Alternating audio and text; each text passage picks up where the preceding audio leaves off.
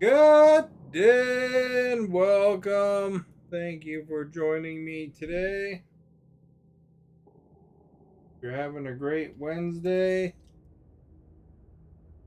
Playing Atomic Heart. Came out yesterday. Please share, like, and follow. And that on there. Activate the poll for you. And get back into the game here. Oh, yeah. What's the action so far? So here we go. We're getting back into it. We found the guy. We're chasing the guy. He can fix these robot revolution because they're stronger, faster, smarter. I don't remember the song name. Da, da, da, da, da, da, da.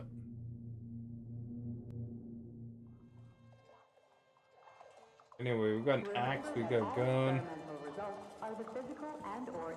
This, eh? Good glass. Excuse me. So we're in hot pursuit. We're gonna cross the seed bank. Gotta go that way. Fighting all sorts of things. Use energy weapons, guns, and melee weapons wisely. Allocate. Been doing. All personnel evacuate the seed bank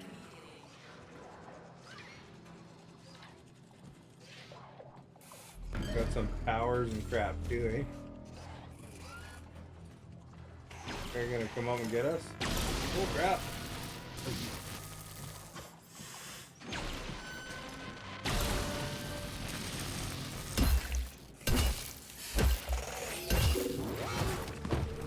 He hit me.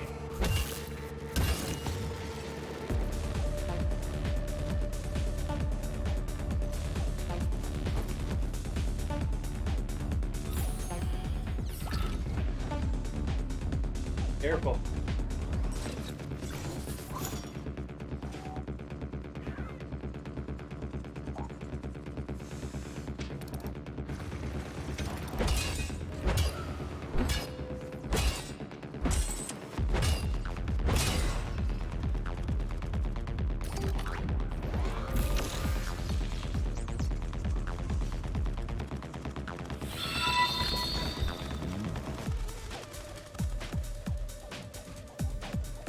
There's others we gotta get.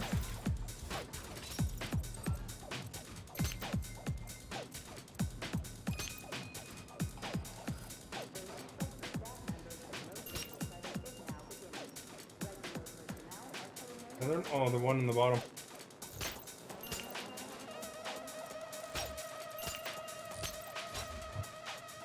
Oh crap. Try again. There, we did it that time. Hey, Yod.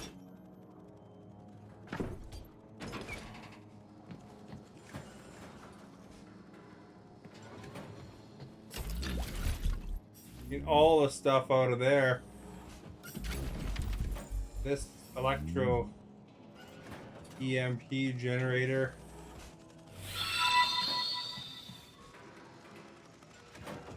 We gotta go up top, eh? Stephanie, thank you for liking along with Yod.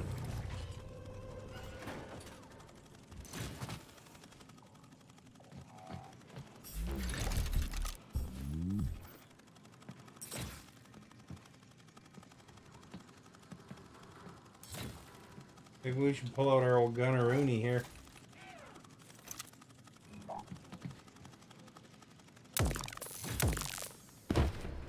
Oh, what the crap?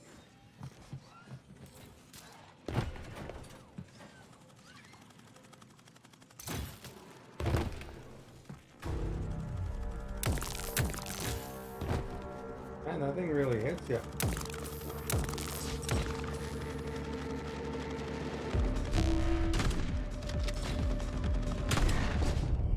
Oh, propeller hit me. Yod liked again. What I have for dinner? I had chicken and some sort of barbecue salad. Or the name of it? Southwest barbecue salad? One of those salad kits you get from Walmart kind of thing.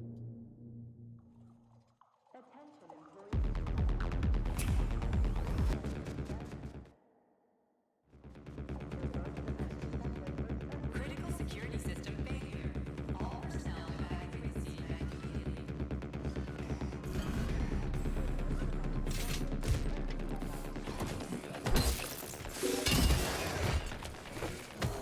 Dodged them.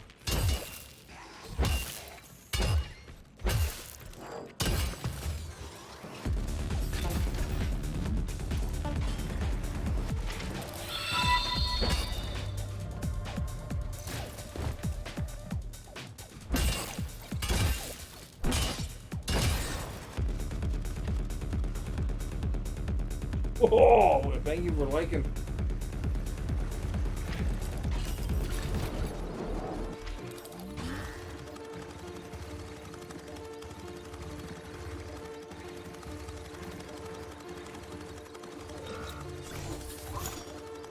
Gotta do the repairs, eh?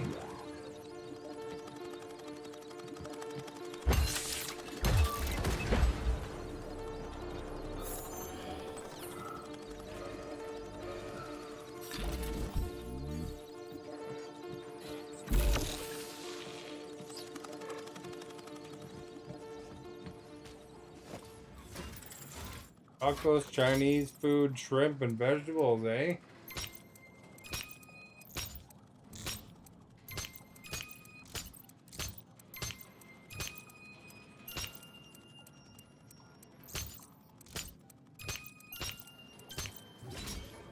Three seconds left.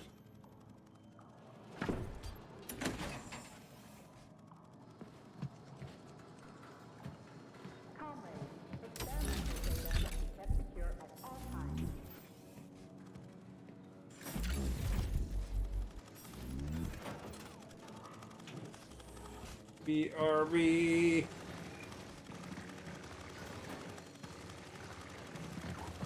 Oop.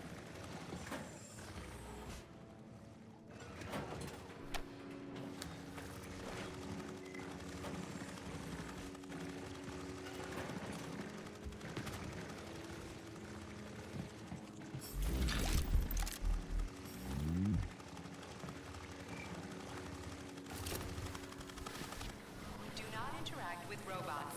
Repeat. Avoid interacting with the complex's robotic staff at all costs.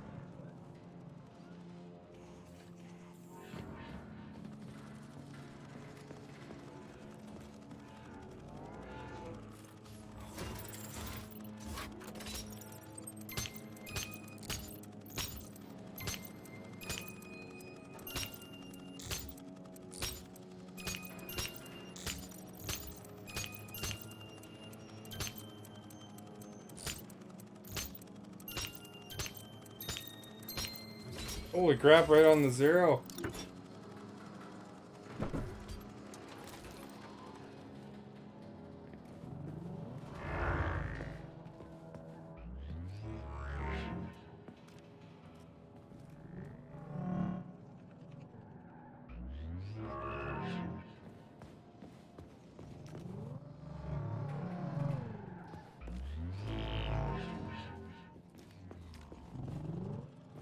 Attention.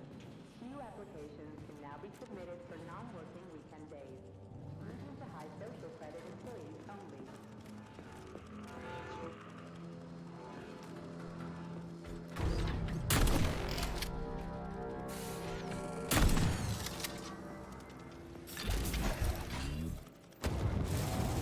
crap.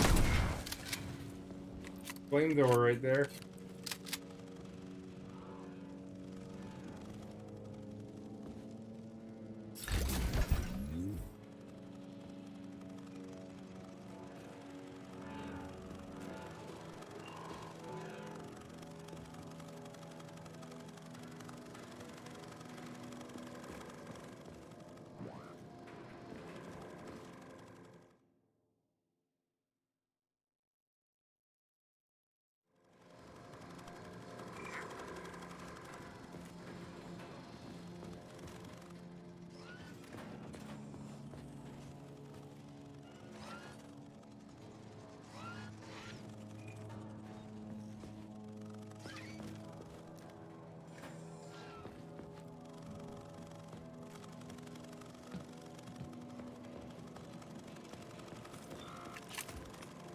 They didn't have to go over there.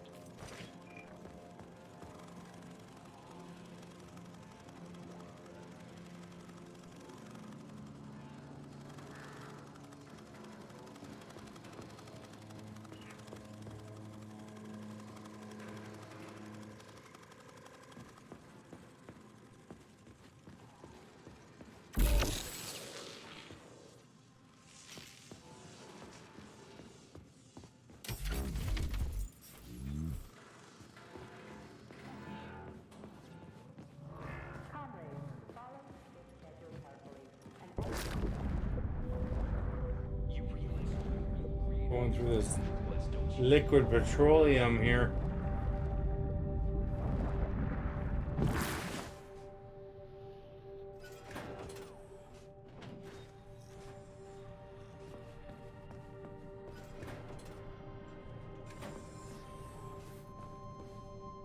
I know you're here, Petrov.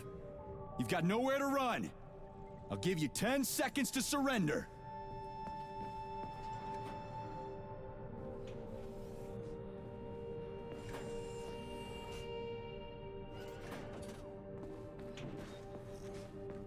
According to biometric readings, this is Petrov. It is? Crispy critters. Shit. It really is Petrov. I had a feeling it'd end this way. Wizard, this is P3. Come in. Wizard here. Have you found Petrov, my boy? I found his body. He's been decapitated. A loader turned his skull into blood pudding. Damn. His head contained codes I would have used to end this nightmare quickly. I'm sorry, Dr. Sechenov. I was too late. Then we'll have to solve the problem another way. Did he have any rings on him? 2 gold rings? No ring, sir. Just a candle. Understood. I need you to report to the VDNH at once, P3. We've got bigger problems Thank than you for Petrov to liking deal him. with. What could be And, worse than Petrov? Stockhausen will Very much debrief you at the appreciated. VDNH. Hurry. Time is of the essence. Do I make myself clear, my boy? 10-4, Wizard. Moving out. Convicted of the unauthorized distribution of confidential data, is ordered to report to social control immediately.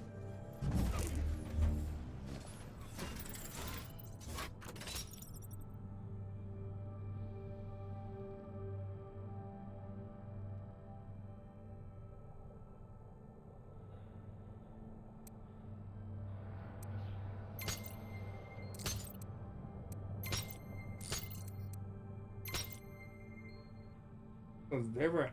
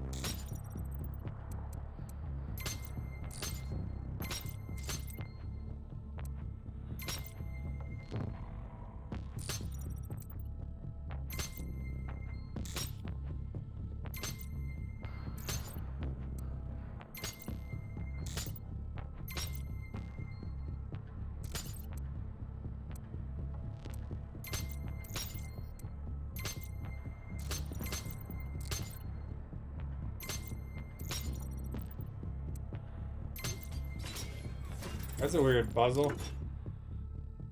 Remember that all employees are to refrain from discussing their work with family members and friends who are not compact employees.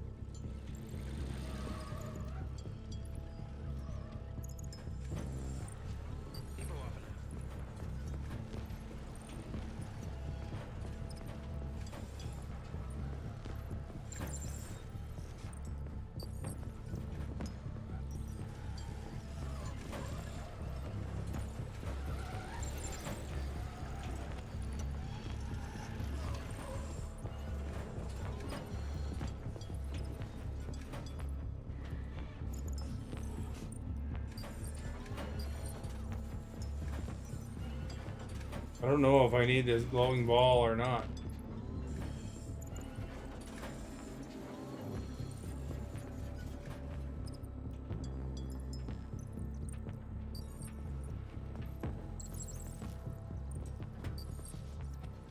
Now I got 2 glowing balls.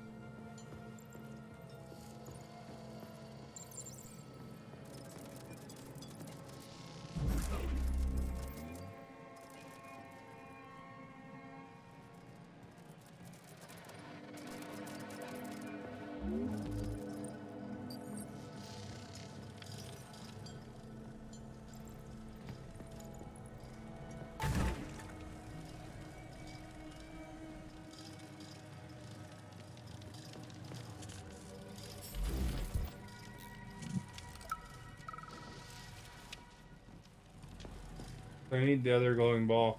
Good thing I brought it with me. The door's locked. We won't be able to open it without power.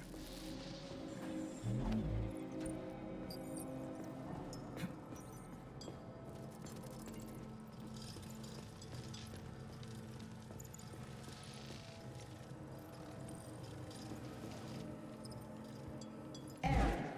Internal PEC-4 power generator microclimate readings are suboptimal. Electricity generation not possible. The energy from the candles isn't sufficient to power the main gate, but installing them activated a system that provides special polymers to the Birch Tree Life Support System. The Life Support System has 4 primary functions: maintaining optimal temperature, eliminating insects. In other words, 4 columns, 4 canisters.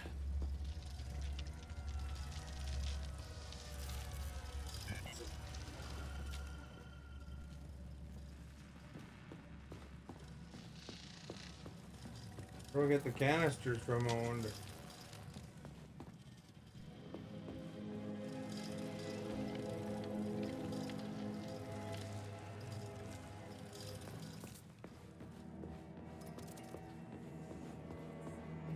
Must be over here.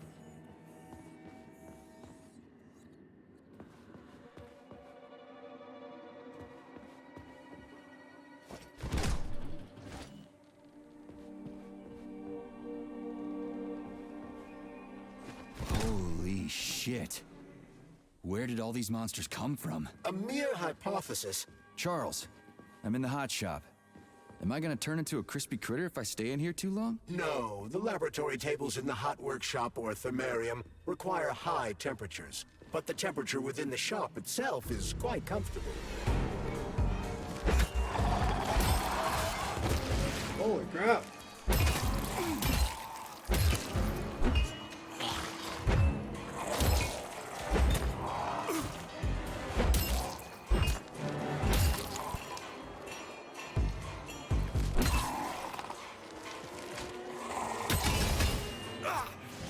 Did that nail him?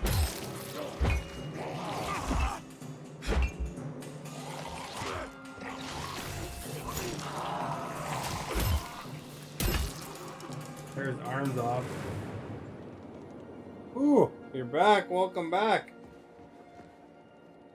Just in time for me to fight those weird things, eh?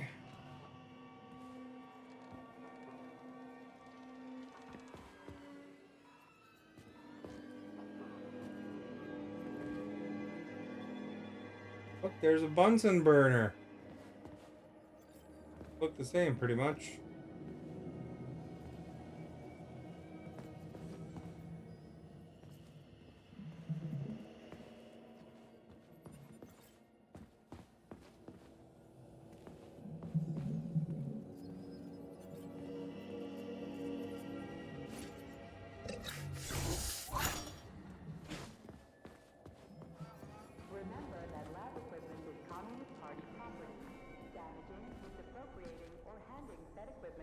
to third parties constitutes a crime against the party and is punishable by law.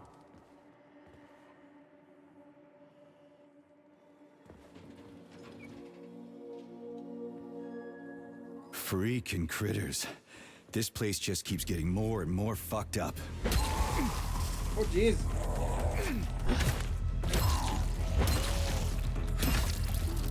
That's that one.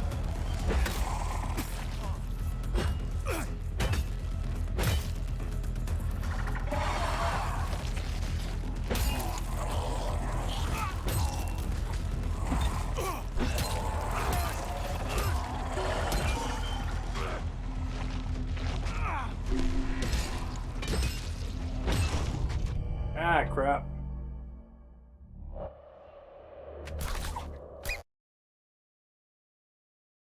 Just, the whole pile of them there.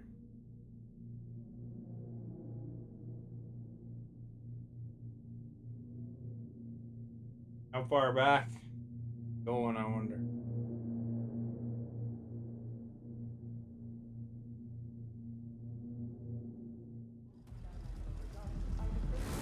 Or intellectual property of the Communist Party We put the ball. appropriated.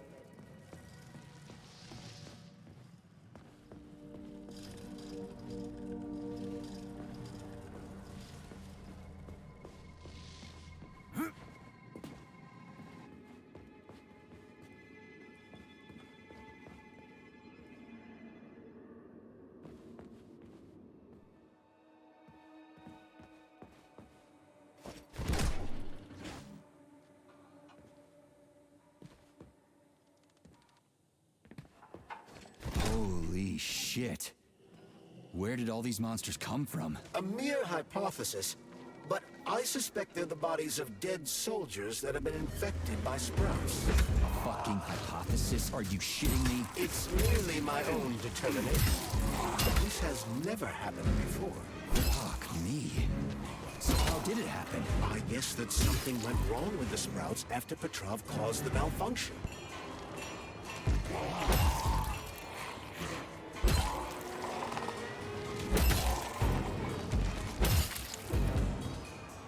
Oh, pretty efficient there, eh?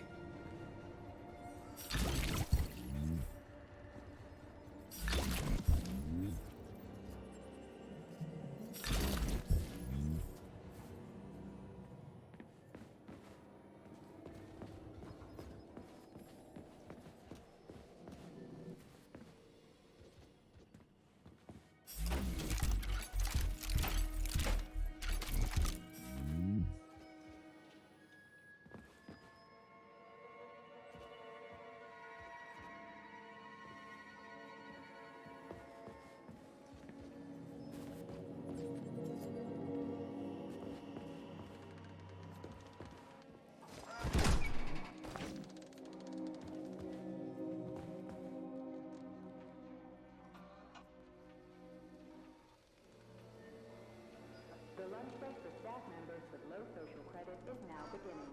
Regular personnel are to remain at their workstations. Couple down there.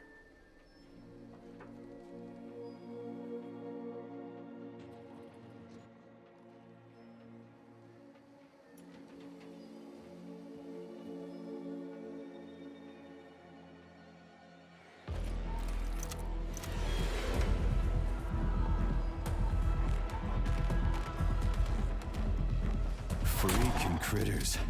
This place just keeps getting more and more fucked up.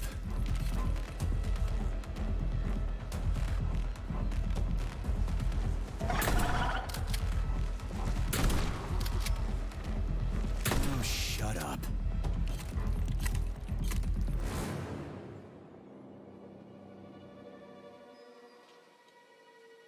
Care of the biz, man.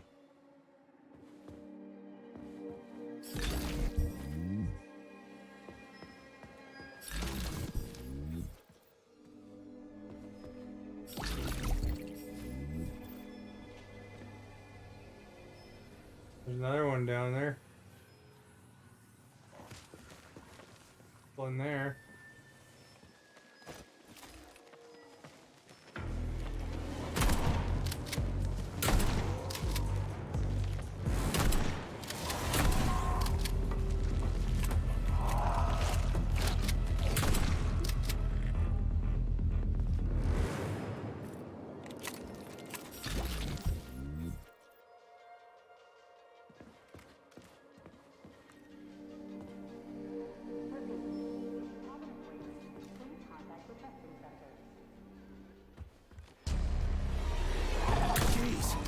How many of you are there?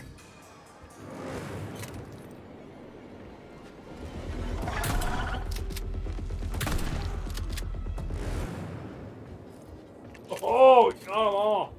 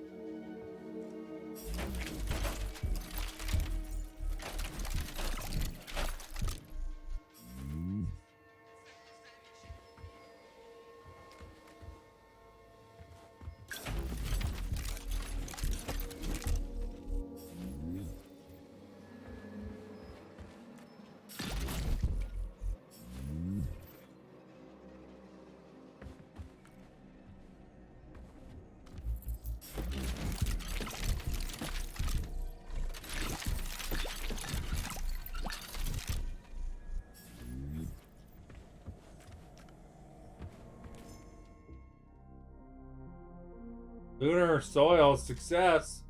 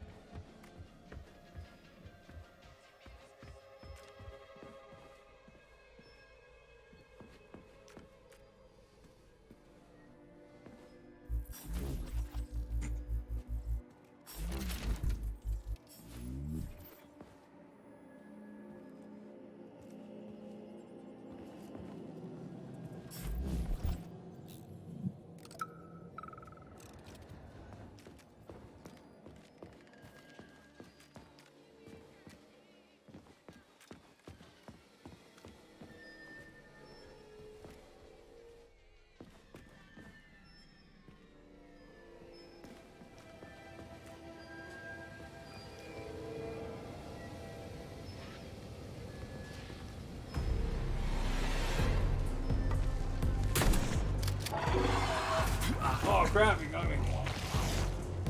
Blood for blood, right?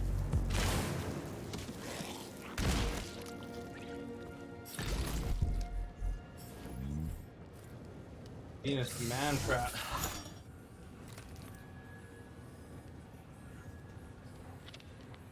You heard about the thing they grew in the germination department?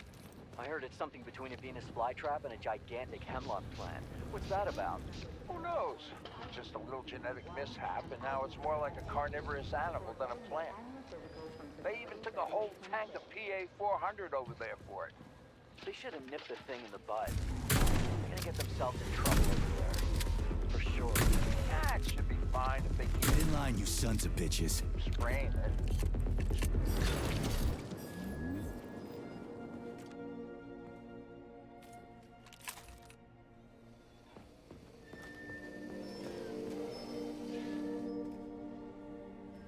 Oh, this is scary. All these robots everywhere you gotta watch out for. Hey! Can you finish me off, please? What the? Just wait for a medic, okay? What? Medic? The entire facility has gone tits up. And who knows when the rescue team are gonna be here. But I'm hurting right now. I'll never walk again anyway. What? What makes you think the whole place is gone tits up? If this happened in Vavilov alone, people from other complexes would be here already. It's happening everywhere, isn't it obvious?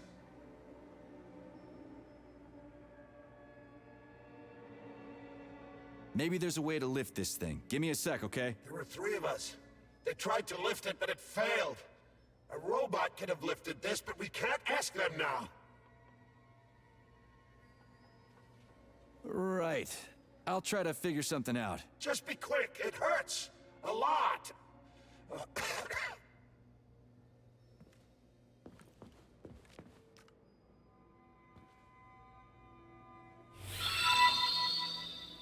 What's up, Miguel? See if we're liking. Played this game yet? It's pretty interesting. It's kind of has a little bit of a BioShock vibe to it, I guess. You know? That's always a compliment. Got these little block puzzles, but I mean, you know, most of the other stuff is the same. Gotta get those things closer together, I guess.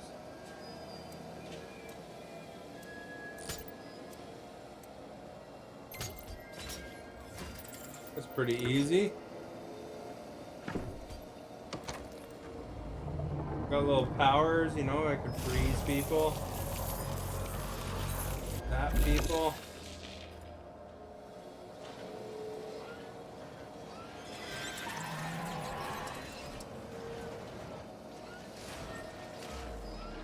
Look at that thing, holy crap. Shit, that Hedgie's lost it. Fuck my life. This is usually a harmless geodesic geology robot. Harmless my ass. What other tricks does it have up its sleeve? I'm not sure. I don't have access to this model's data. I wish it didn't have access to us. I couldn't agree more, Comrade Major. Come on, let's go find that canister. At least we won't have to find the door to the shop. We can just climb through the window.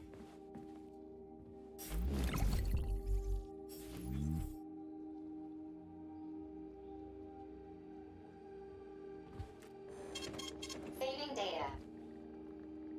Access granted.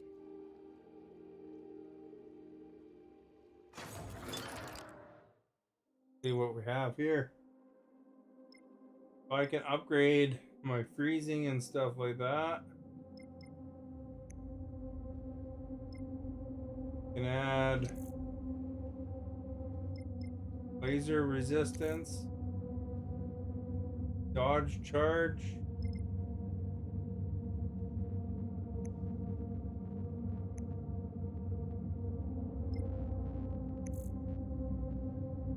frozen targets receive additional damage.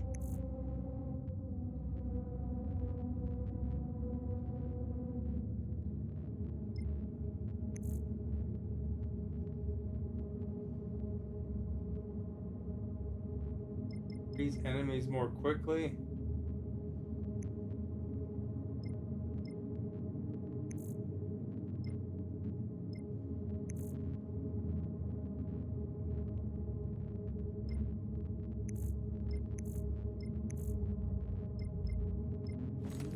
I can do weapons. So, what will it be, Major?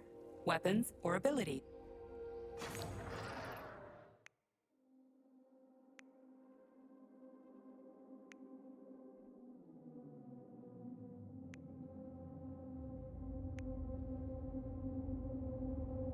So we can upgrade what we have.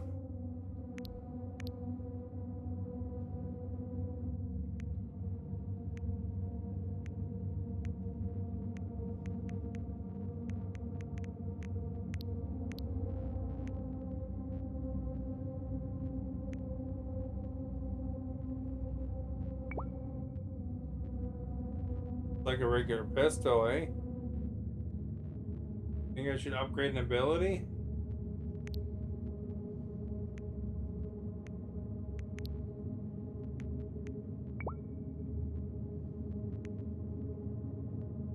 Increase the magazine on my shotgun. I don't have the stuff for that.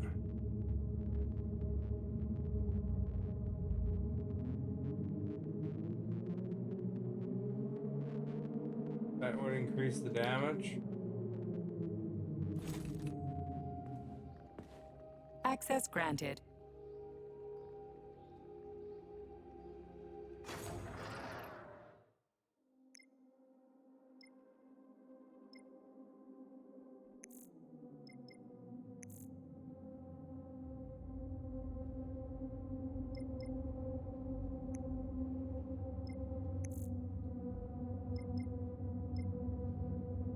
I mean, laser resistance isn't a bad thing. I got 51.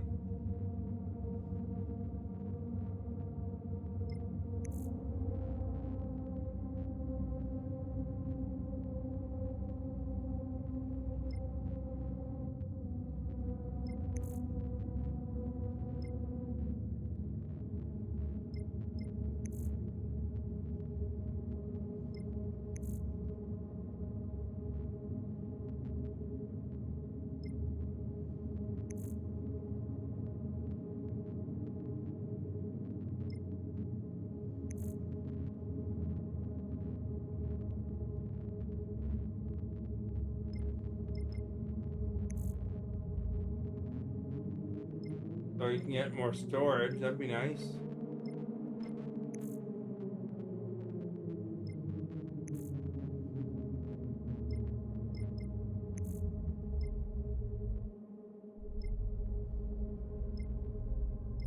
I think it might be a good thing to invest in, actually. That direction.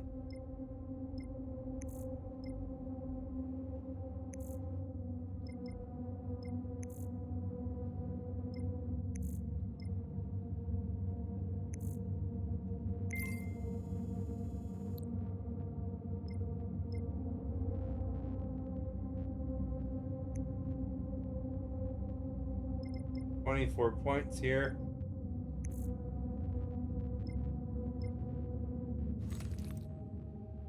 Please select the desired procedure.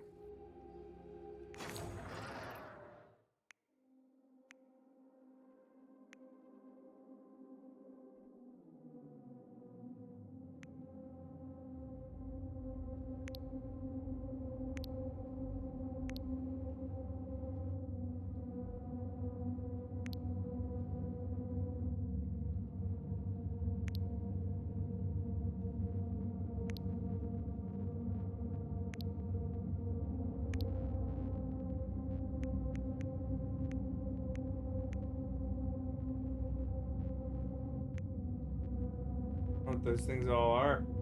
Probably should use them more often, though.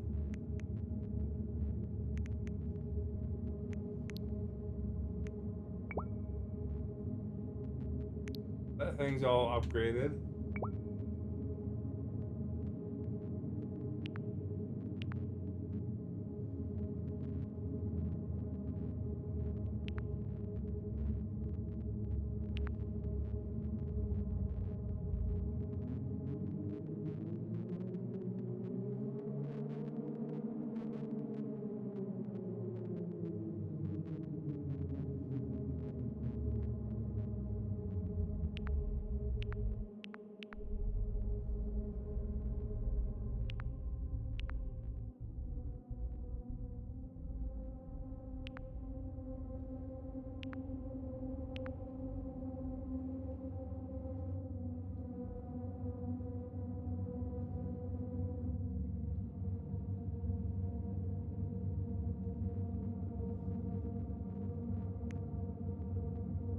Accuracy.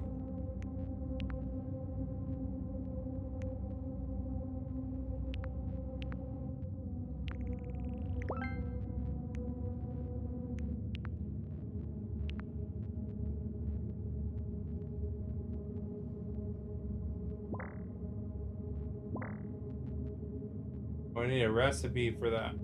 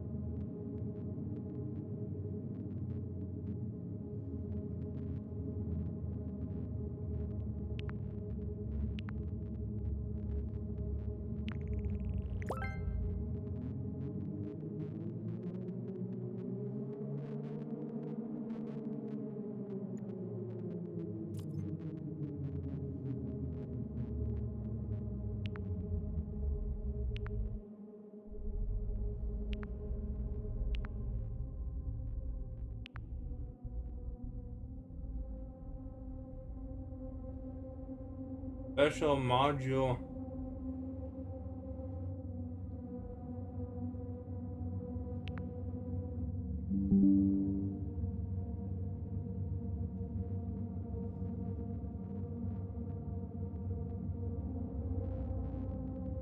You're here.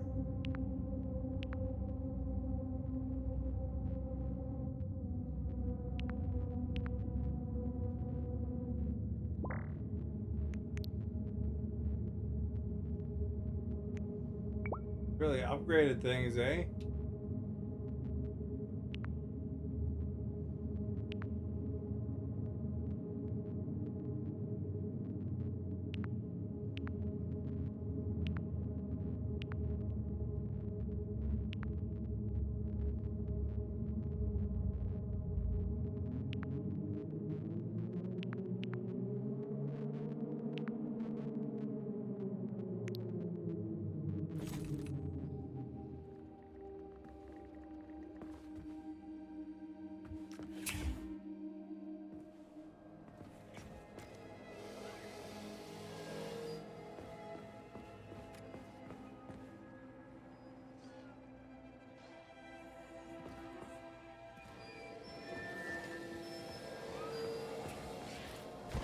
Combat zone. Here, a special diffusion-sensitive and anaerobic bacteria-friendly substance is kept in a transitional state to be turned into.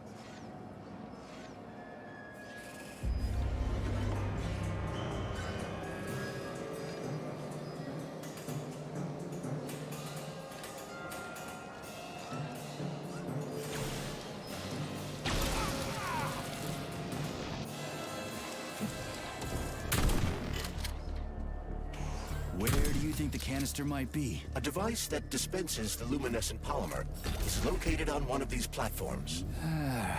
Let's go find it.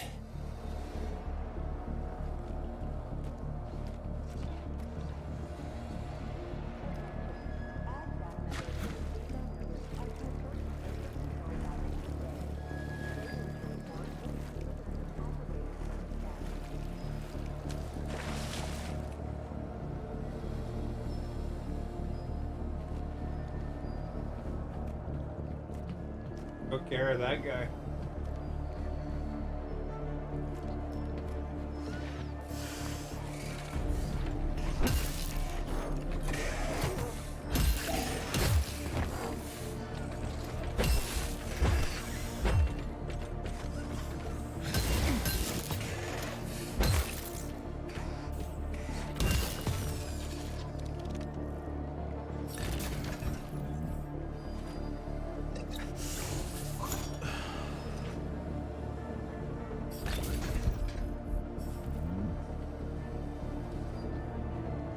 Oh, finally, someone new to talk to, and a live one, too. New? Did someone else come here before me? Sure. See that dead body? That's Alexei, the technician. We've been having quite a conversation since they killed us. The thing is, about 20 minutes ago, the light sort of went out of him. He did manage to say something right at the end, but it was complete gibberish. What do you mean, went out? Oh, I don't know. He kind of expired, so to speak. I think this must be all the vaccination's fault. Dead people being so chatty, I mean. Residual brain activity or something. What else could it be? Was anyone else here? Look around. There's plenty of victims. Not all of them were in a talkative mood. But take Ivan, for example. He was an assistant professor. He taught for days on end. Or Comrade Ulum What did you Bekov. miss? I fought a couple of robots. All expired now. What's the end point of this game? To stop the robot revolution. Don't you wonder why? Oh yeah, sure I do. But it's fascinating. Tell people about it if you make it out alive, okay? At least that way the science will get something useful out of all this carnage. Oh, yeah. Anything for science, right? Well, not anything. If you're suggesting that I'm getting a little carried away, So far, there's if kind you of get a some chance, mostly robots, and then some kind of a cross between Okay. humans and robots. So I long. think.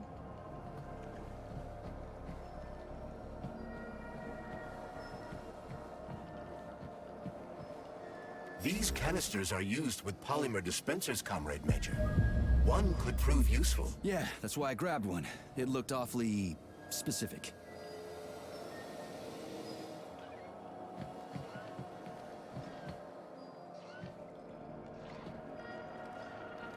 That's the thing I needed.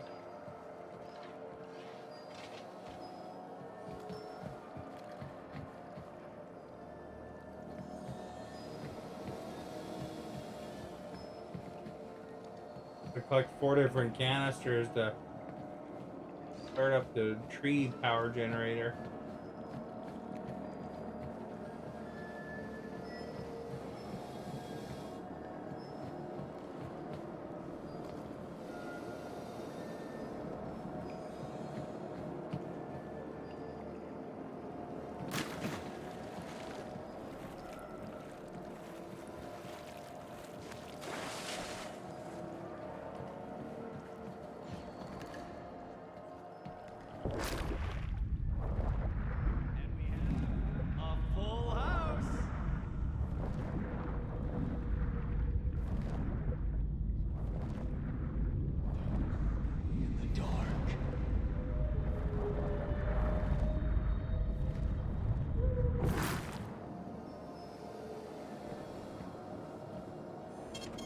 Saving data.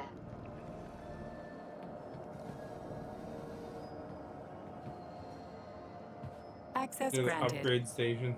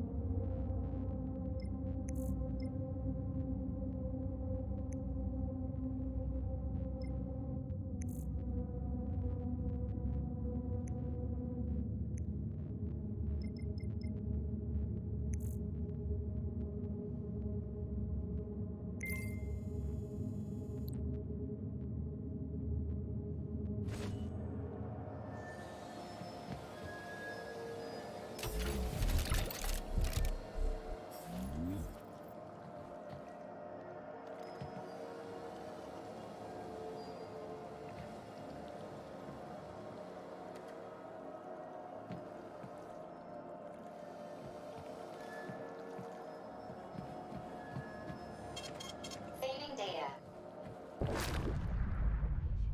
Guess that was just to save. Simply brilliant.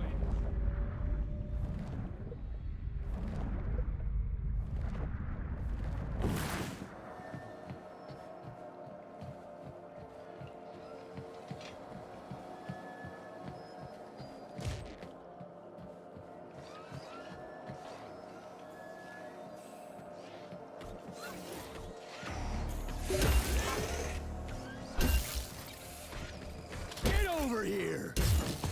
Ah, Scorpion. Oh.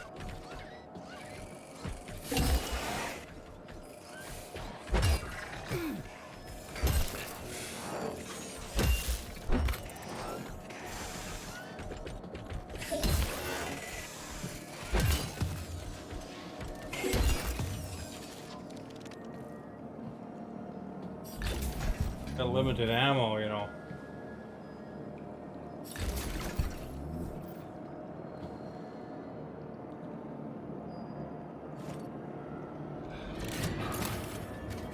Canister detected. Synthesizing luminopolymer. Canister will be built in 35 days. 35? Great. I'll come back later. The synthesis process can be sped up. That's good news. How? The massive mixers that enrich raw polymer with anaerobic bacteria operate at a set speed. So if the speed is increased, the process will get sped up too? Where's the control panel? There isn't one. Under normal circumstances, the speed of the process does not vary. But a shock blast could provide their electric motors with extra voltage. Now, we just need to find those motors.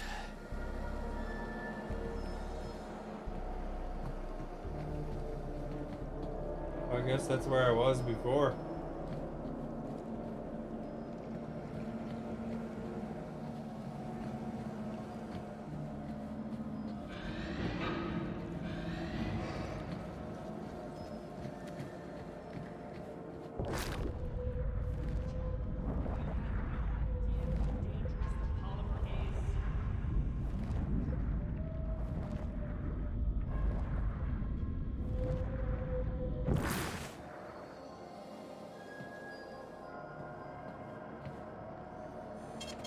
Saving data.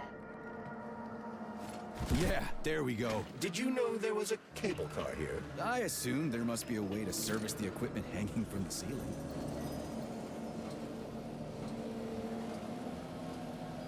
I tried pushing that button before and didn't do nothing.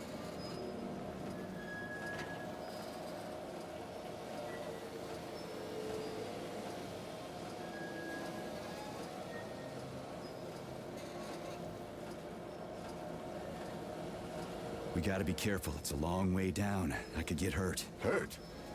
You're an optimist. That's my thing, Chucky.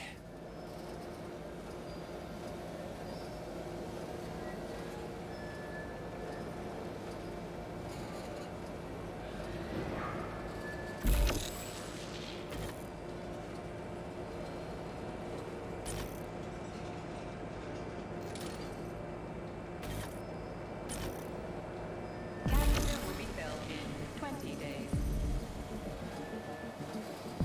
It worked. Look at that pool glow. It's actually kind of pretty. Please note that your unscheduled maintenance has initiated the repair algorithm.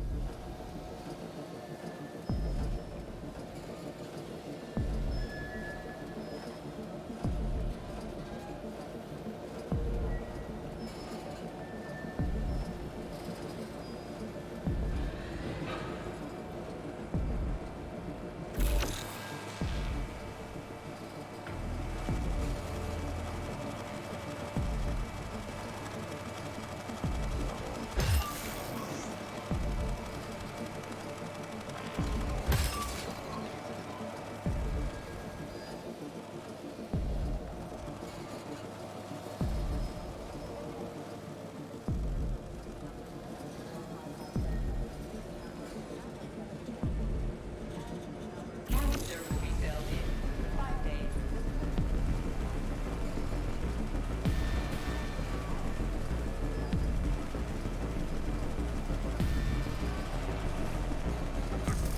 Yeah. That's that.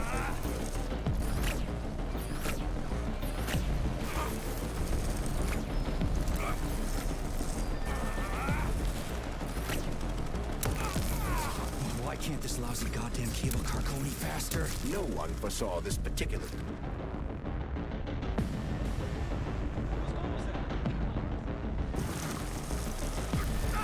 No one foresaw this particular turn of events. It was a... It was a rhetorical question, Chuck.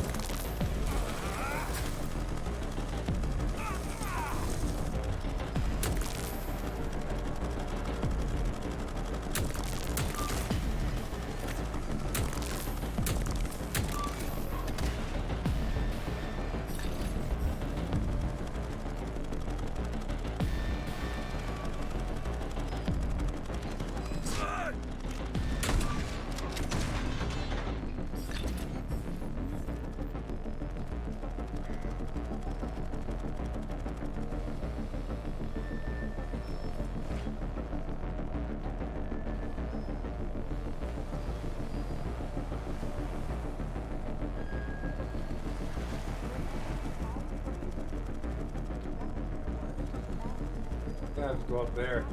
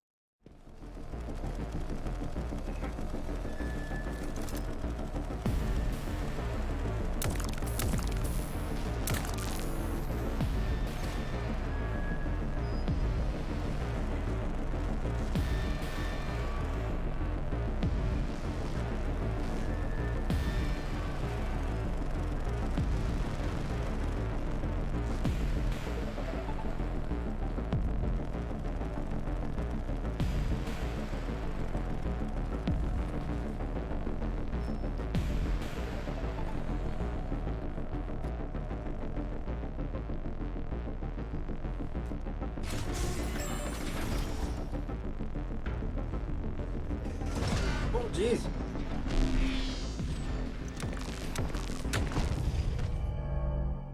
That made me jump.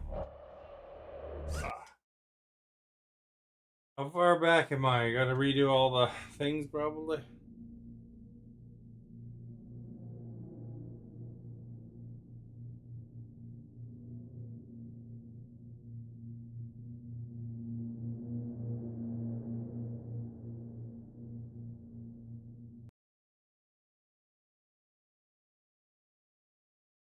Oh, I crashed out the desktop.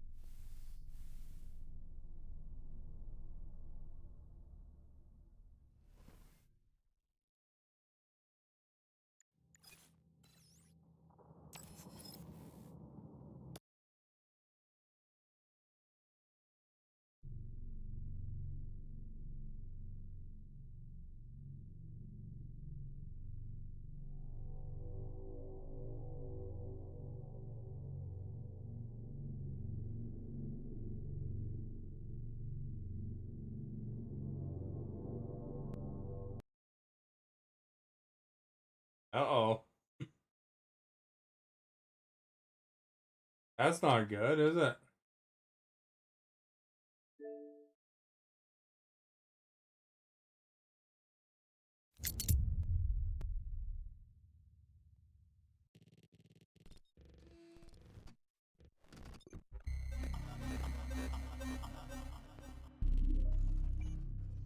Like auto saved me in a bad spot or something.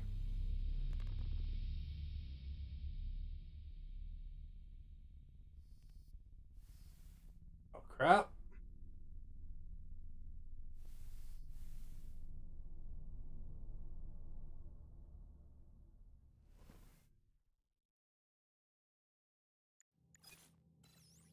It'll be okay this time.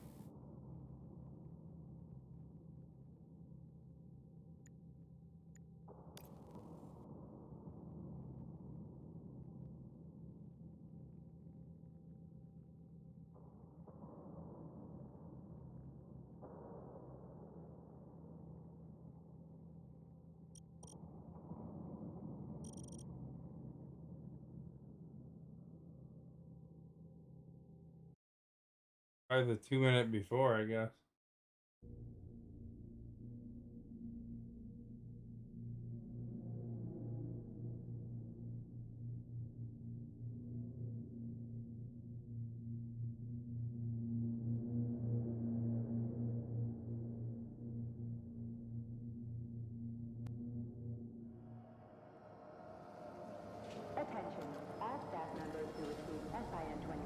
Yeah, there we go. Did you know there was a cable car here? I assume there must be a way to service the equipment hanging from the ceiling. I crashed.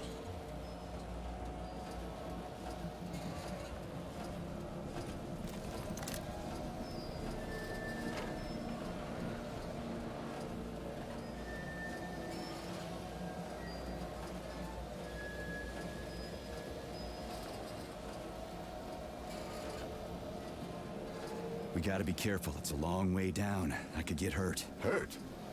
You're an optimist. That's my thing, Chucky.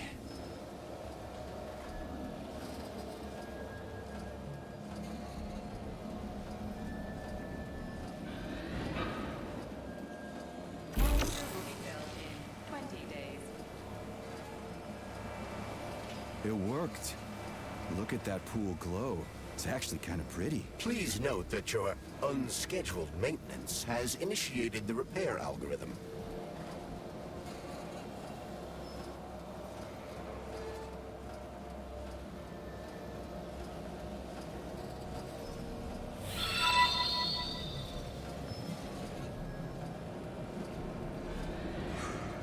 Well, thank you for liking. Much appreciated.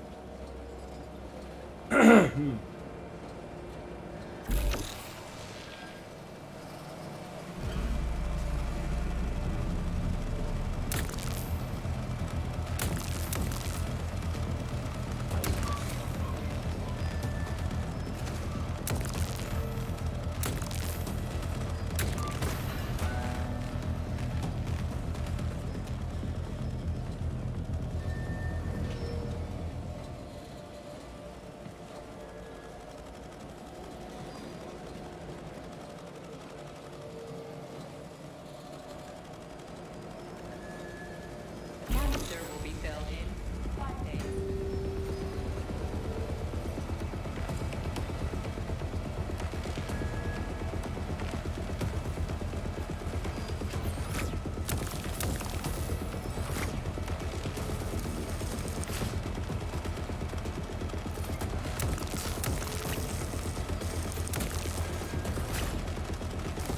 Oh crap, it made me fall off.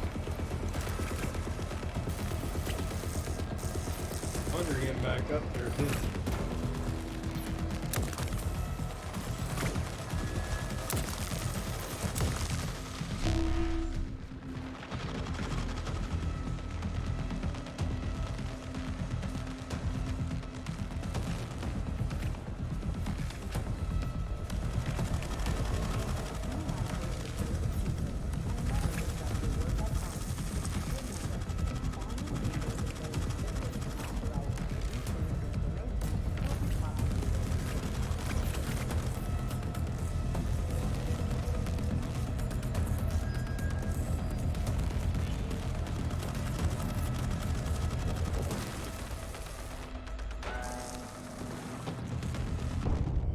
Ah, darn it.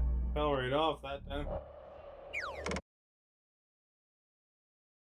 Have to be better at targeting those ones before they push me off, I guess.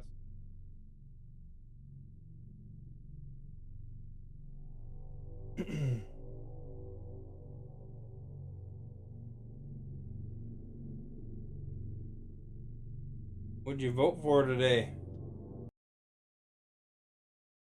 Oh man, it crashed the dashboard again. I don't really like you dying in that sequence, I guess.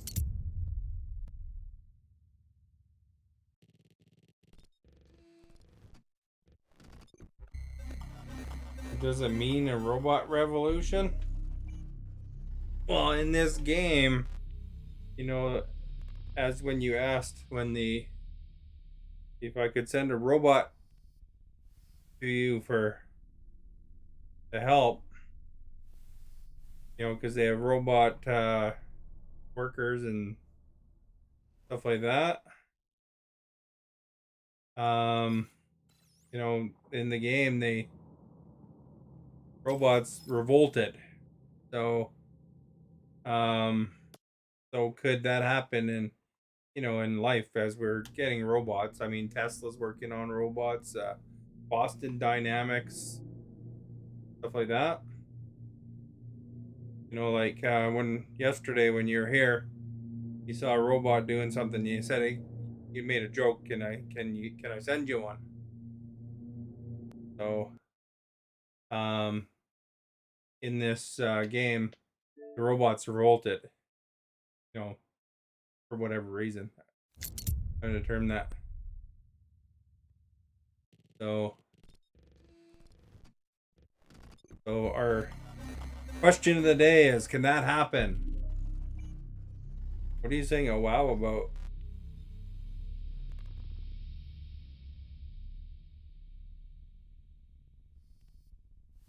What you witness, nothing is impossible? Well, that's what the question is that you think it could happen. You know, like Elon Musk described the Tesla bots as being something that you should be able to overpower.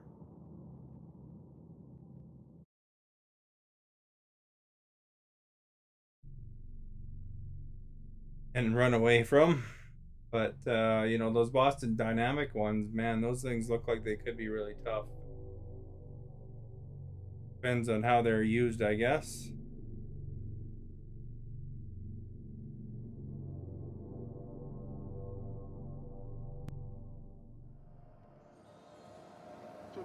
Of course, all these robot designers are designing them with the idea. There we go. Did you know there was a cable? You know, that they would I assume there must be a way to service have the equipment safeguards, and but keep of them course, in the game and every other science fiction with robots revolting.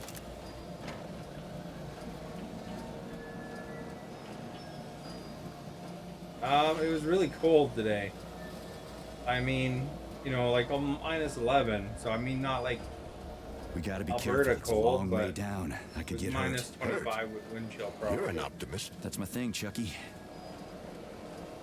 I'm not sure what the oh wow was about though. What were you responding to there? Canister will be filled in 20 days. It worked. Gotta make sure we Look go at that somewhere pool we can't glow. get pushed It's down, actually you kind know? of pretty. Please note that your unscheduled maintenance has initiated the repair algorithm.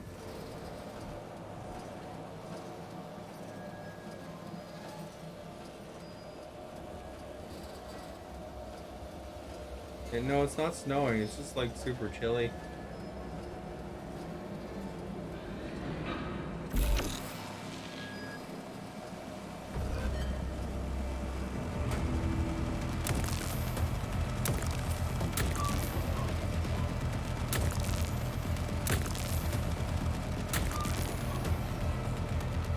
Color bots seek to kill me.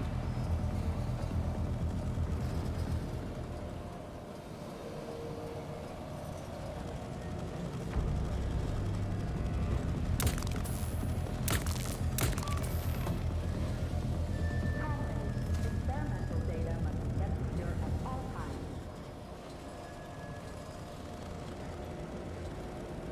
Canister will be filled in 5 days.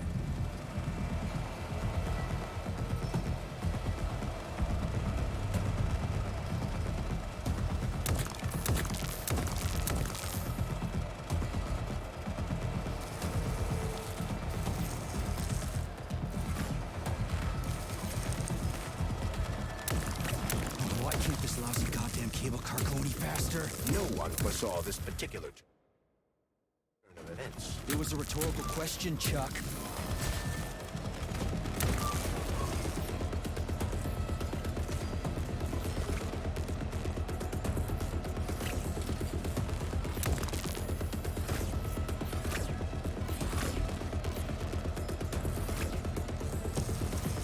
Or just stopped, eh?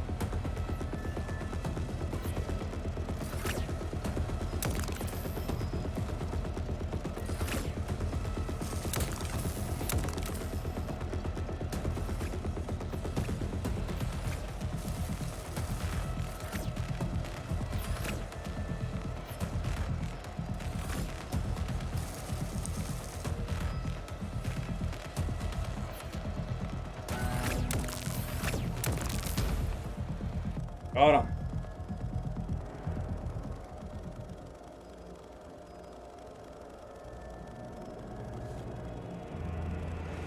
According to Pfizer, the world will be robotic and on a hive mind soon. I haven't heard that yet.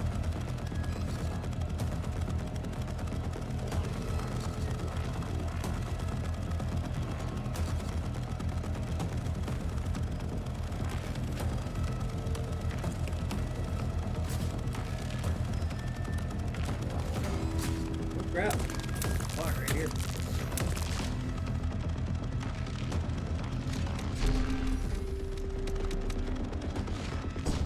Oh, it got me. Crap. Should have changed my axe, I guess.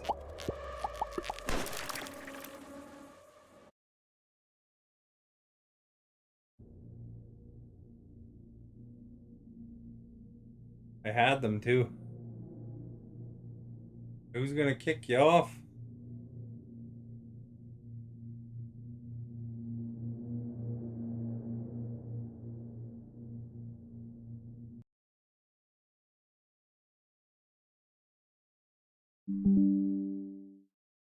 Chip implants? That's what Elon wants to do.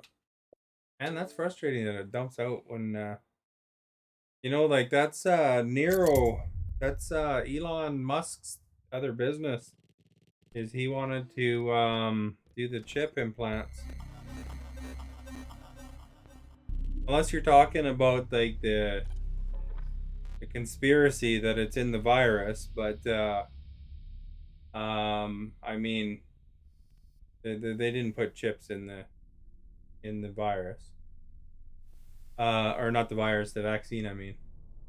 But Elon does actually. Elon Musk has a business called Neuralink,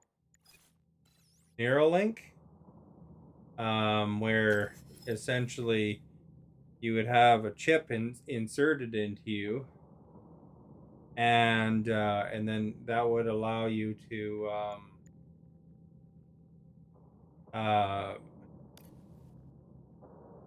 basically, you know, it eliminate the he says it would eliminate the, you know, the keyboard is our slowest thing, right? Or the input on your phone.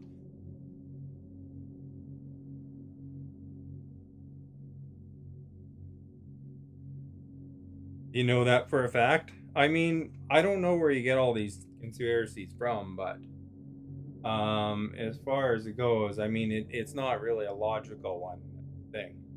The Neuralink, I do know that one for a fact. Elon, who's a right-leaning kind of guy, he's on the right side. He does have a chip, like a chip that he wants to implant into your brain, because he's really into that. But I mean, it doesn't really, like, all that other stuff was conspiracy. They aren't conspiracy. We don't have the technology. The technology would be too expensive. Make it that small right now and put it in that kind of quantity of people. I mean, you know, Elon has a lot of money, but it's still bigger than what would go into a needle. Like, you're talking nanotechnology here. And, you know, I happen to have a degree in computer science, so, you know, I find that stuff interesting, but I don't think you have to worry about that as far as it being having snuck into people kind of thing. They're not gonna. Nobody got any better. My internet did not improve. There is like small technologies, but it's expensive. However, you can sign up for Neuralink if you want a chip. I think Elon did open it up. You can have the fastest internet connection ever. And if you think about it, Elon, you know, you might have who the conspirators are, you know, wrong here. Might be the right side guys, not the left. But you know, Elon, you think about it, he has technology. So he has the internet business, the SpaceX, putting satellites up in the air for internet. He's got the self-driving cars, and he has a company called Neuralink, which is brain science to connect you to the internet. He says it's for disabled people, but he's saying that anyone will be able to use it, and it will eliminate that slowness of connecting. So just think, you'll be able to go into his automated car, which, you know, you're connected to the internet in this automated car. You'll be able to go wherever you want. This guy is that guy that'll profit the most. The one who happens to be one of the richest men in the world, in fact. So, be interesting to see if people are trusting old Elon because they're scared there of was a cable car here? random theories that, you know, might be being made up by the people that you're siding with. So, careful. You go straight. It's possible. Elon might be, you know, I always theorized that if there was one person that had the chance to become a supervillain, it would be Elon. And, You you gotta know, be careful. It's a long way down. he's I could he's get even hurt. part Canadian, sort of. Because You're he an has a optimist. Canadian That's my citizen. thing, Chucky. If we have the world's first supervillain, I think that dude has the potential. Character will be filled in 20 days. You know, I get all these It conspiracy worked. theories. They're Look trying to at go that pool against glow. these guys that It's are actually like kind of pretty. Please Bill note Gates, that who your are like, unscheduled maintenance has philanthropists. initiated the repair You know, algorithm. they've donated lots and lots of money to good causes, and they pledged to donate all their money away when they die, sort of thing, except for, you know, a small percentage of kids. But you know who's still trying to make money? It's Elon, who happens to have the brain chips.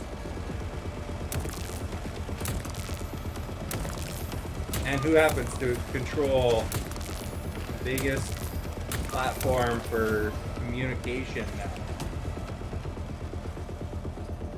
You know what the best way to control the masses is? I'll tell you. Lack of education. You keep your population dumb, they believe anything. So, you know, the thing is that you always try to support any kind of thing that supports good education, you know? But that stuff encourages, you know, questioning and all that, right?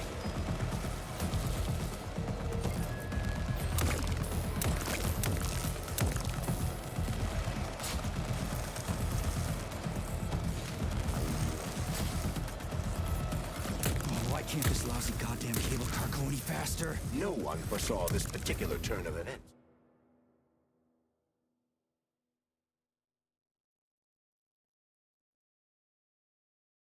Everything you said is facts.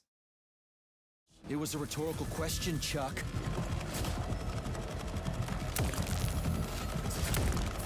Crap, man, there's all these things here.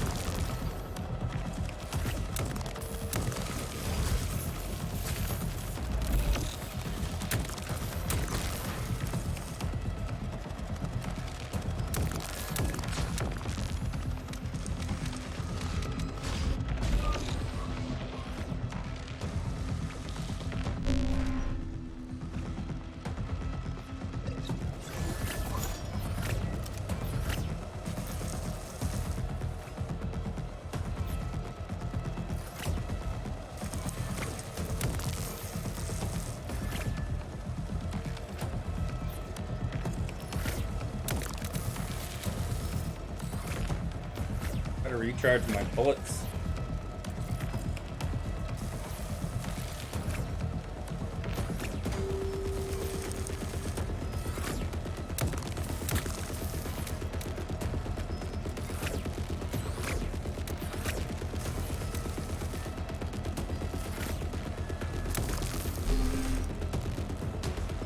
Finally got him. Phew.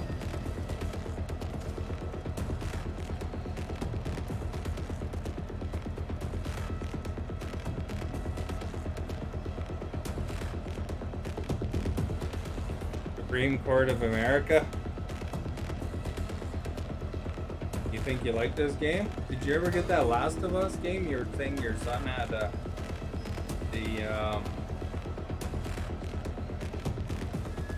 what you call it?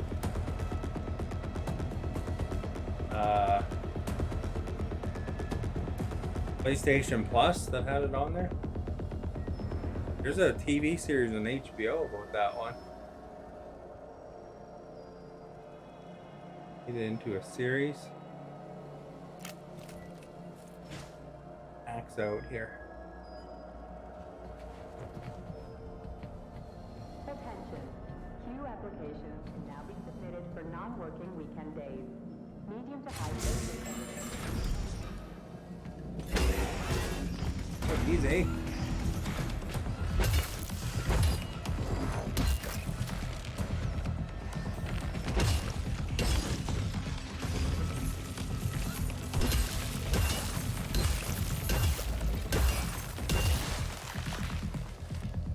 Oh, we got him. An interesting game. Kind of cool. It's actually a Russian developer, to be honest. There's I think that these guys are out of Russia anyway. There's a lot of Russian stuff in it.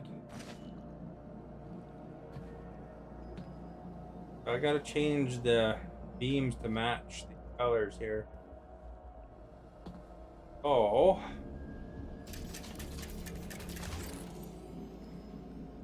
Where do we get it as 2, I wonder?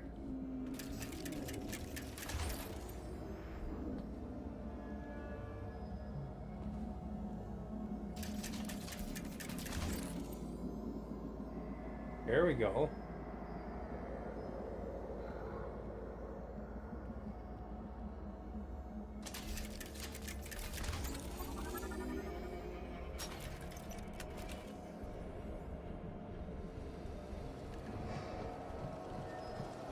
I guess we unlocked the door. What good that did.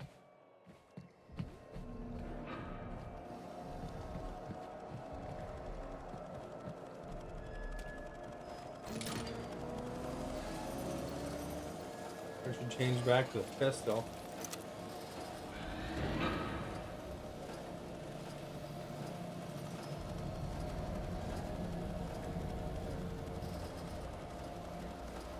Yeah, this game just came out. I don't know what platform it's on, actually. Me Seach, thank you for liking. Much appreciated. Alexa, what platforms did Atomic Heart come out on? And is thus granted a release from forced labor at the complex.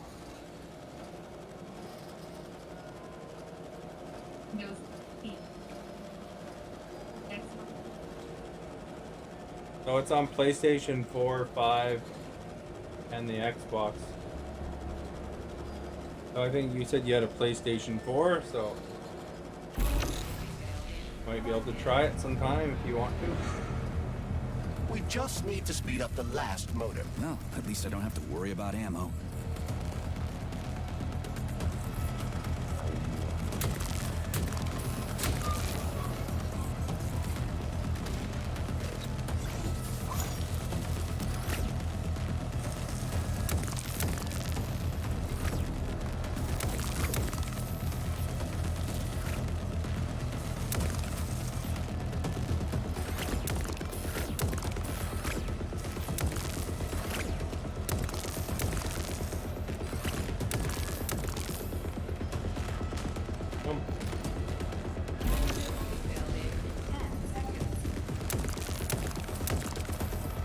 That's better.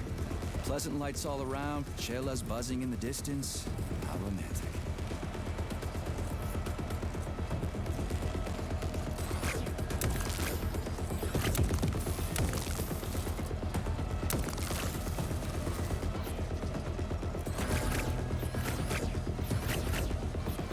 guys in there, little laser beam.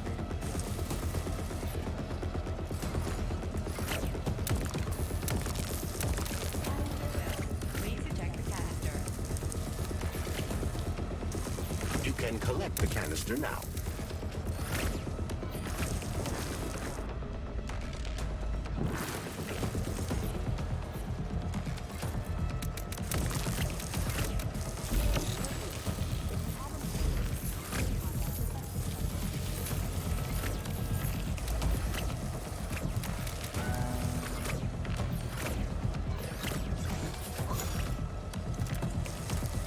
Yeah, it looked like there were some sniper rifles available, but I haven't got the blueprints for them yet.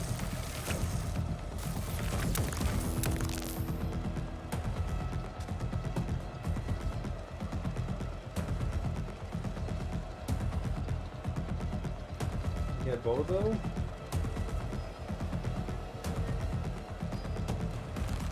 But right now I just have a shotgun, kind of a pistol.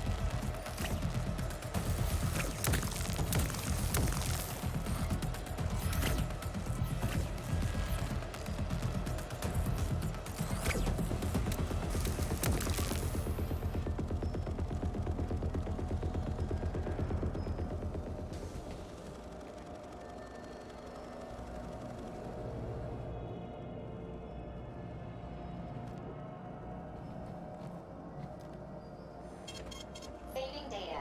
But if I go in here, So, what will it be, Major? Weapons or ability? if I go into the upgrades, it looks like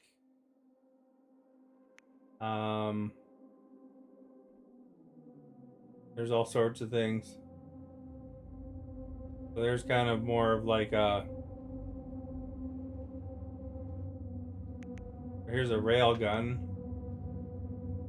bazooka. I'm not sure what that thing is. Maybe it's a flamethrower. Snowball.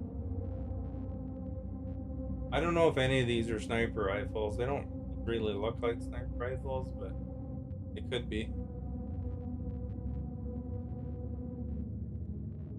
Like you're better.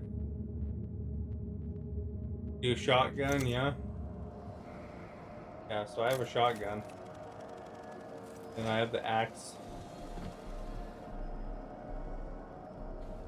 And then you got special powers, like I can do freezing and shocking. I have to upgrade Authorization. them still. Major Nechayev, codename P3. You got your kind of glove. It's like BioShock. If you've never played BioShock, that's a game. It's an old game that you gotta try, but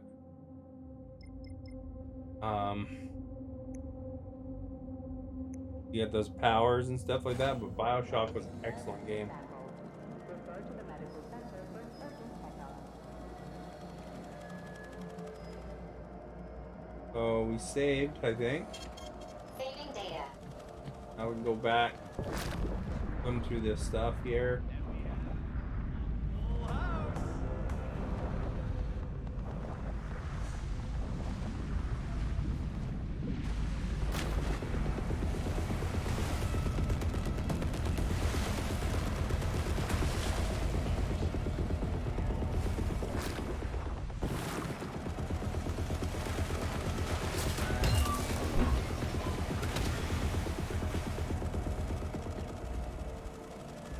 Heal up there. Took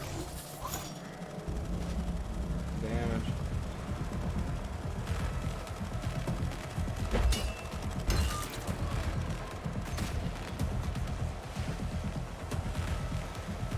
There's one with the laser above me.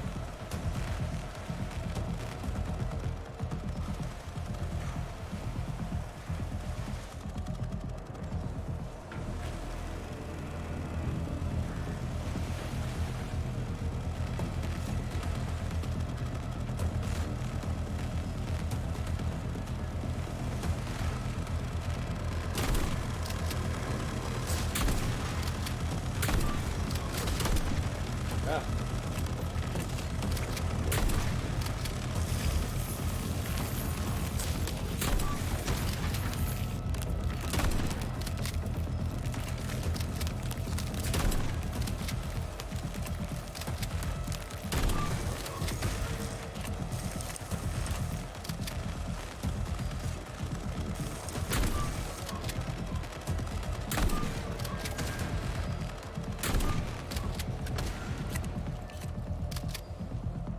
Get them all.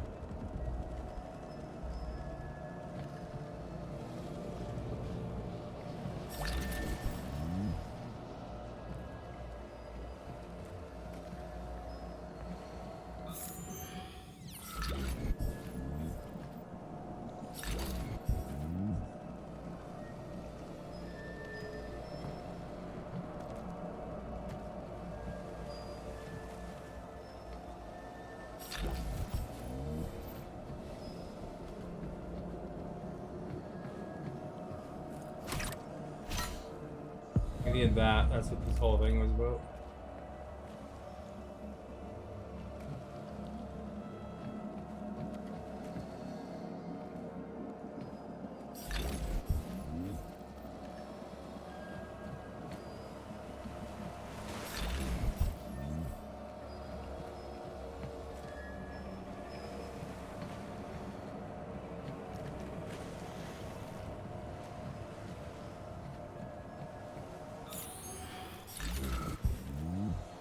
We're getting all the parts because we use the parts for upgrades.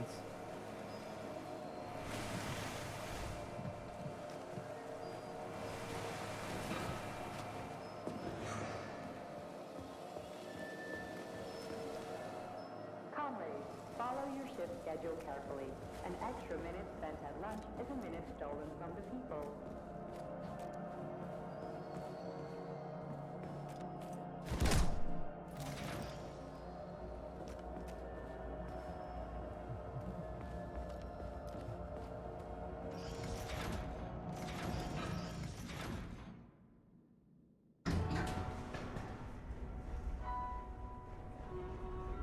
I only got 2 bullets left.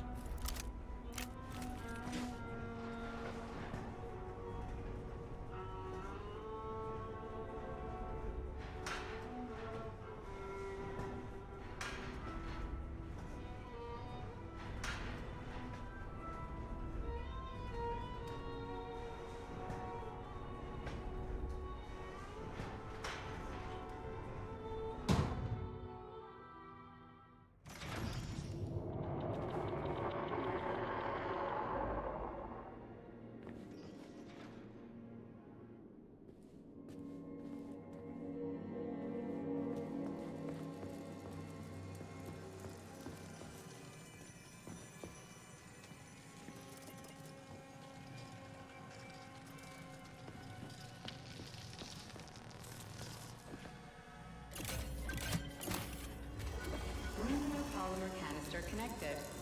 Gotta still get 3 more.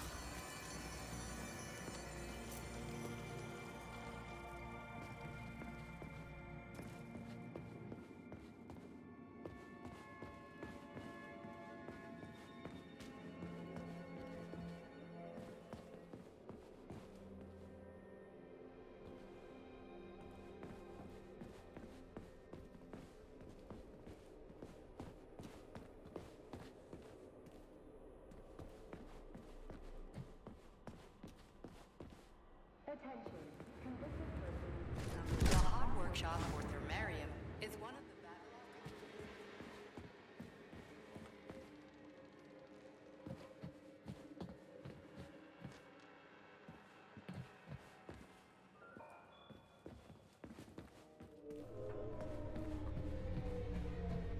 Gotta go through here. Resistant crops that are already being used to end famine in drought-afflicted regions like North Africa. Pretty close and Central vote, Asia. actually.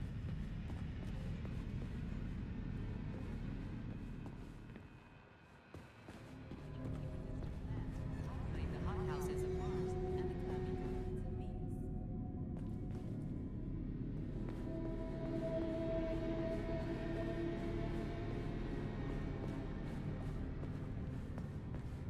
Up there, I guess.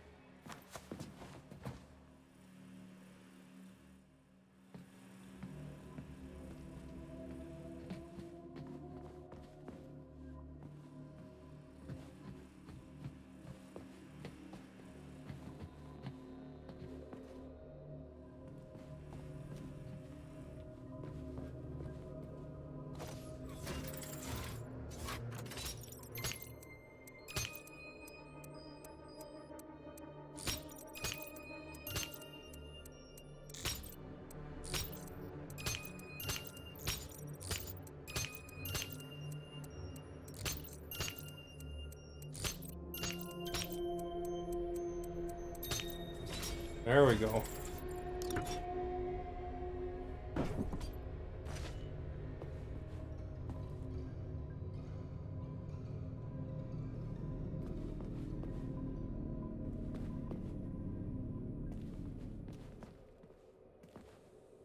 I was already down here. Unlock the door.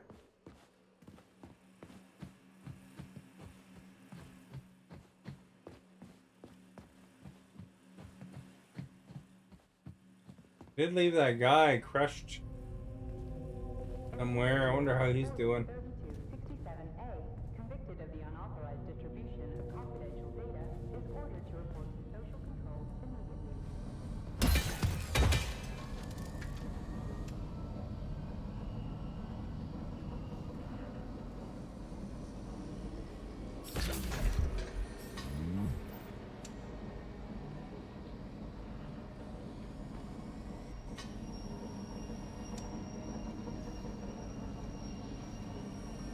Where'd that robot go? Hot workshop temperature level critical. Please lower the boiler pressure. Ah, the boilers look like they're about to blow. What the hell are we supposed to do?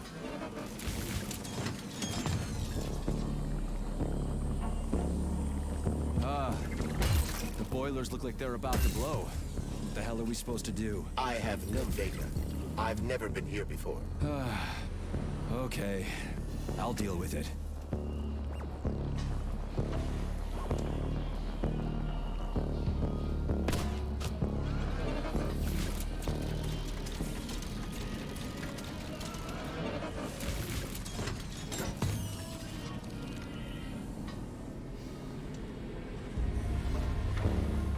How do I get into the pipe?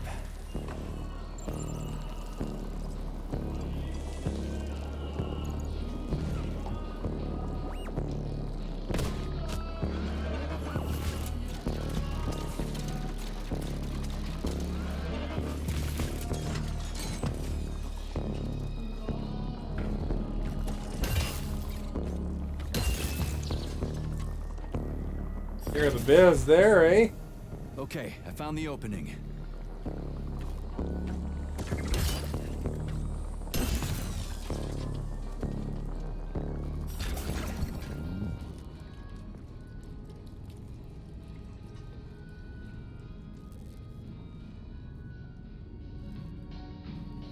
Remember to save the results of your experimental data and clear your workspace at the end of each day.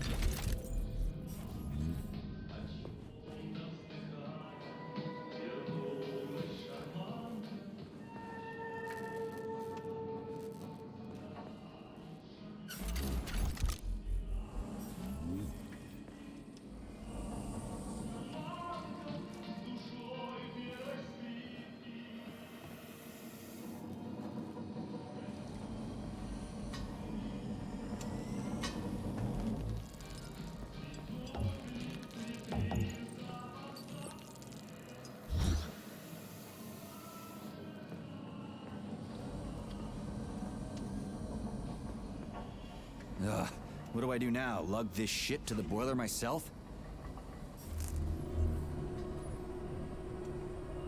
Where's the boiler?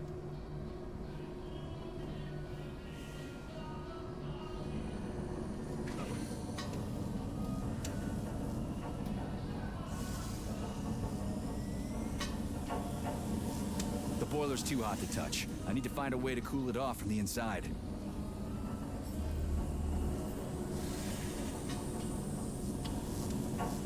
It worked. 2 more left. Gee, are you sure?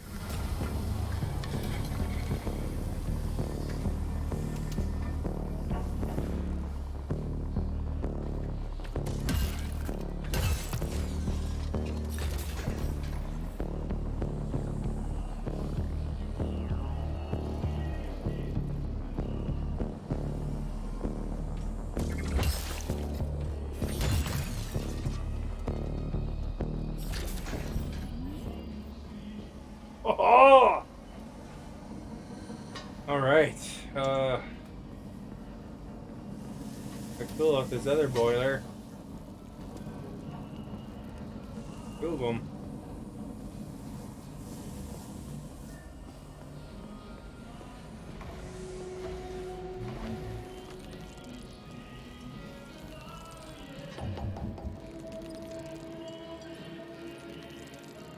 It's a good thing the pipe's opening's in the next room and not over by the birch tree.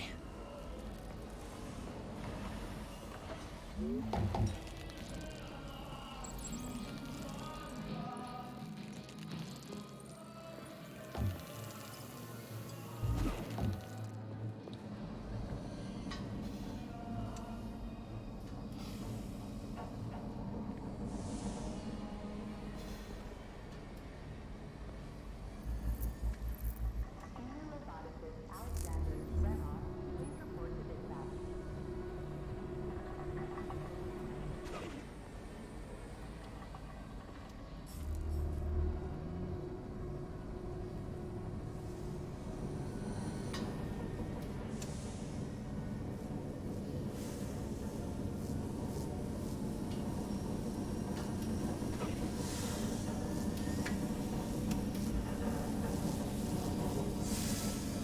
Okay, second one's all set.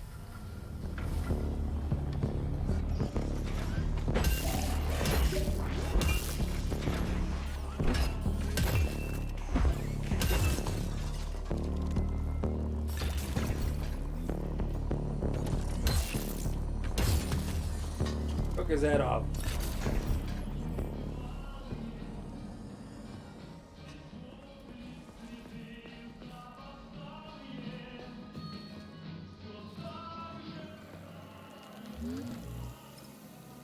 Who the hell came up with all this shit? I'm sick to death of shoving balls into tubes. We're doing this so we can leave the Vavilov complex. Why can't I just, I don't know, walk out a regular door? I'm afraid only an irregular door is available.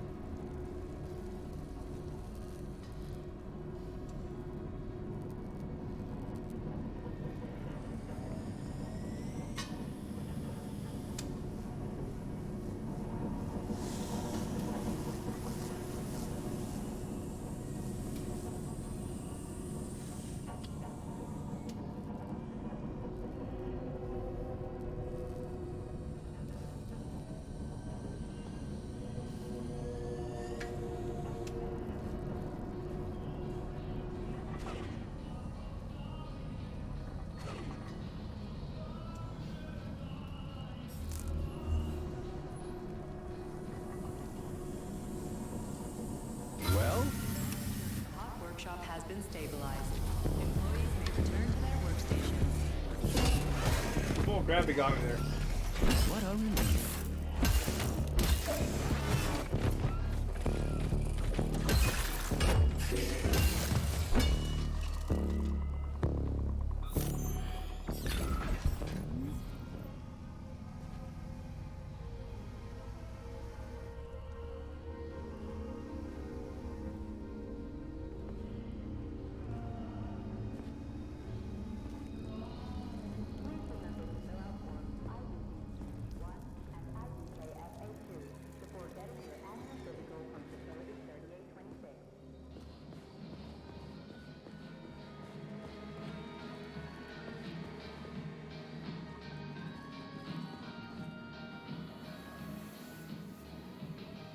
Charles, who's singing? Never heard him before. I have no idea. This is a broadcast from the Academy of Consequences Radio of the Future. It could be anything. The future is vast.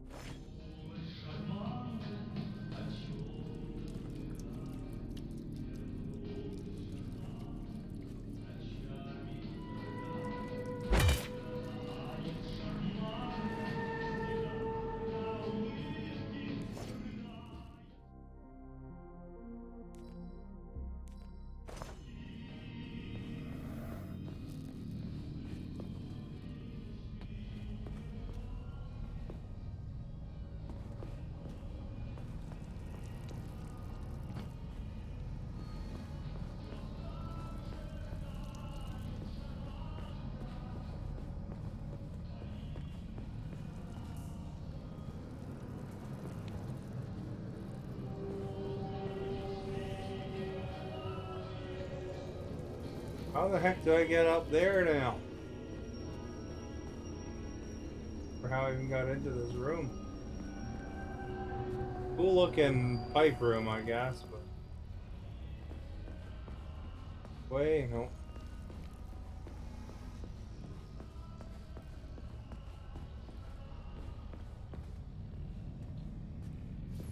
Comrade Major, have you found Dr. Filatova yet? The one who helped Petrov butcher hundreds of people?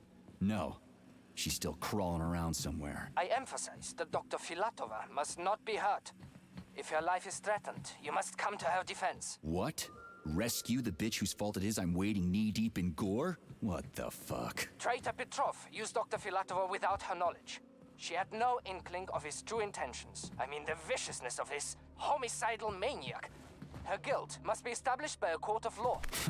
Too good for her. She deserves no less. Dr. Filatova is a renowned neural surgeon.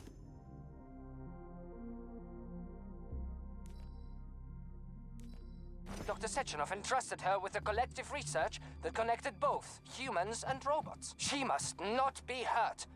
Did I make myself clear, Comrade Major? I'll keep it in mind. Why does everybody have a Russian accent except for my guy?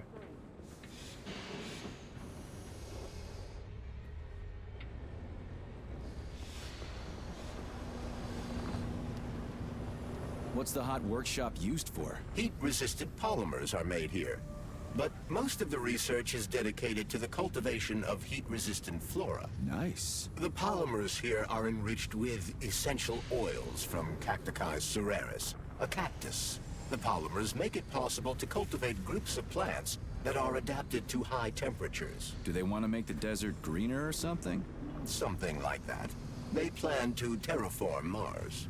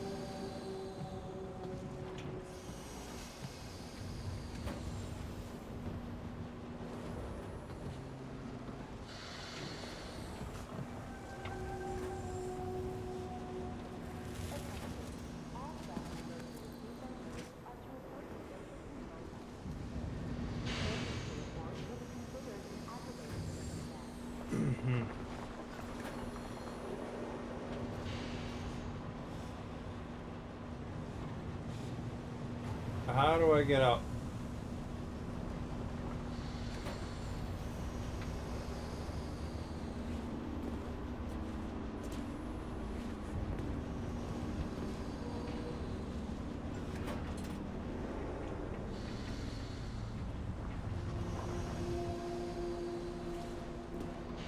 You gotta jump on top of those.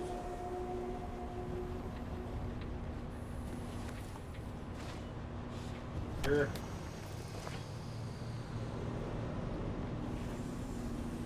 We're a fan of.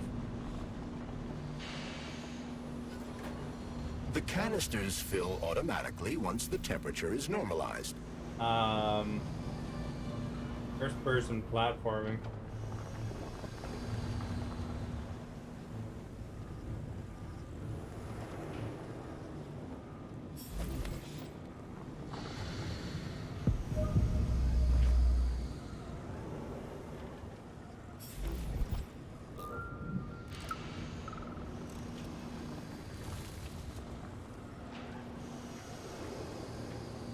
Everything here seems pretty cut and dry. We should head back before something fucked up happens. What do we know about Petrov's girlfriend, Charles? Are you referring to Dr. Filatova? That's what I said. Did the cat get your tongue? Do you know her? Dr. Larissa Filatova, MD, has worked with Dr. Sechenov for many years. He entrusted her with one of the most crucial aspects of Collective 2.0 with good reason. She replaced the late Chariton Zaharov in that role. Who's Zaharov? A tenured professor of medical science, an esteemed neurosurgeon, and one of the scientists who vanquished the Brown Plague. Chariton Radionovich Zaharov was also Dr. Sechenov's closest friend and trusted colleague. Attention. They laid the foundation for Facility 3826 together. Great, whatever. So what about Filatova? She's a talented neurosurgeon and was Comrade Zaharov's student and assistant. She continued the professor's work after he died. But she is now a criminal and a traitor to the motherland. Understood. It's too bad. She's kinda cute.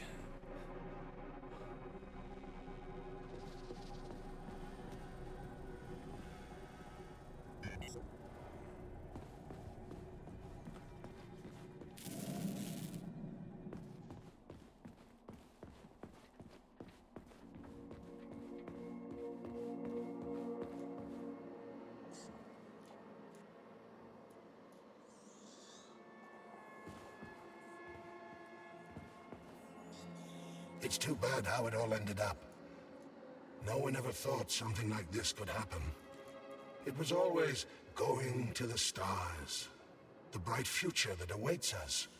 Oh. Now all I can do is lie here and think about it all. How long ago did the robots attack? To be honest, I haven't been very good at keeping track of time. But it must have been quite a while ago. At least a few days. How did you end up in the corridor? I was the first one they did in. Lab Tech 42 did it. I went to get some coffee, and it grabbed me by the neck. And snapped it. Right here. Can you tell me anything? How did this all get started? It was quick, unexpected, and very bloody. You're lucky, you know. There are only a few robots here now. The first day, the place was swarming with them. Every corridor had someone screaming, or dying, or both. And where did the robots go? How should I know? All over the facility, I guess. I assume they went through those tunnels. A few of them got stopped or taken out. And I guess the rest are probably still out there, waiting for you.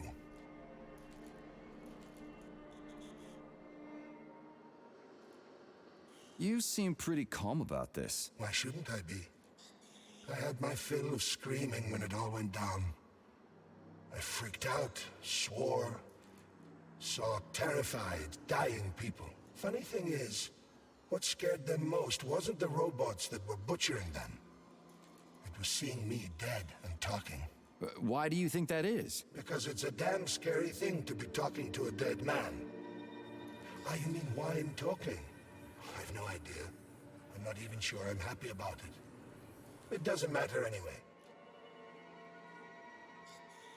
Well, I gotta run. All right, see you. All right, see you.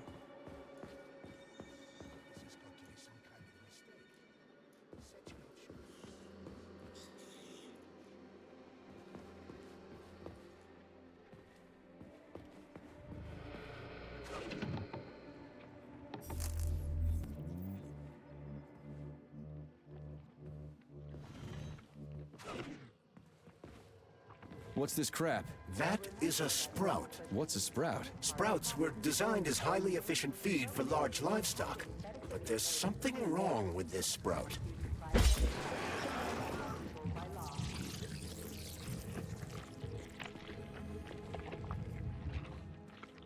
Window, I guess.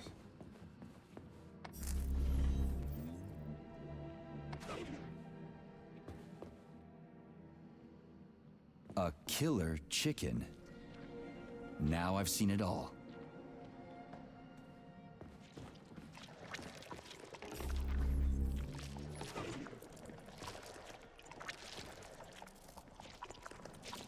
Attracting their attention is not advised. Too late.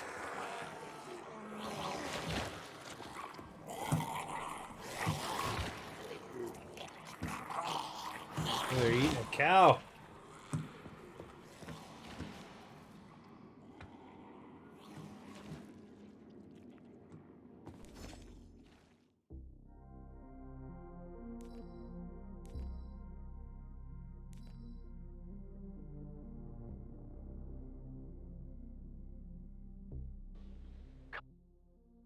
great Zalatuchin, my dear colleague.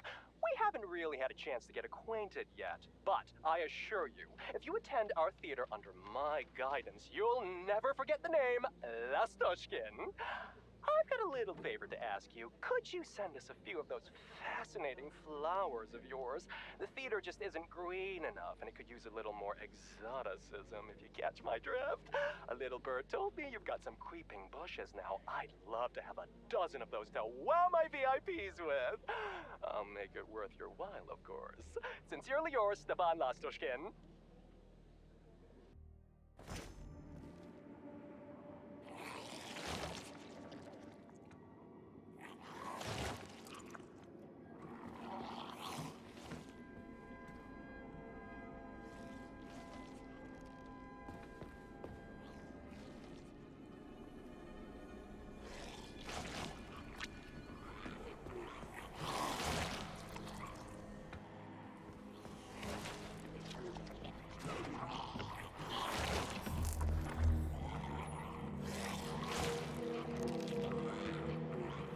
How do you throw grenades?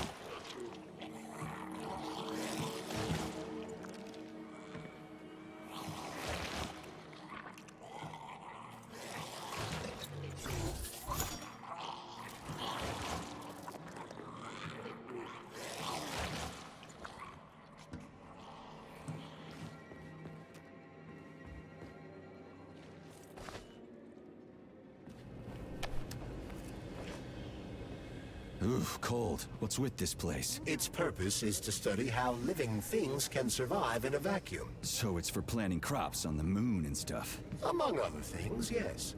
The research conducted here applies to a wide range of subjects, from primitive single-celled plant life to livestock and other animals.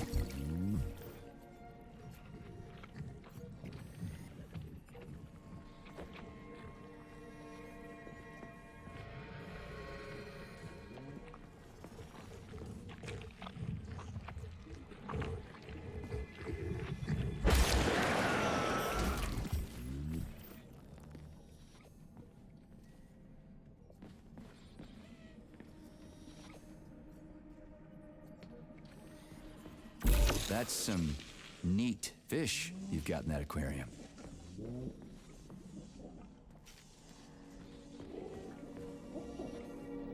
Some cowfish, eh?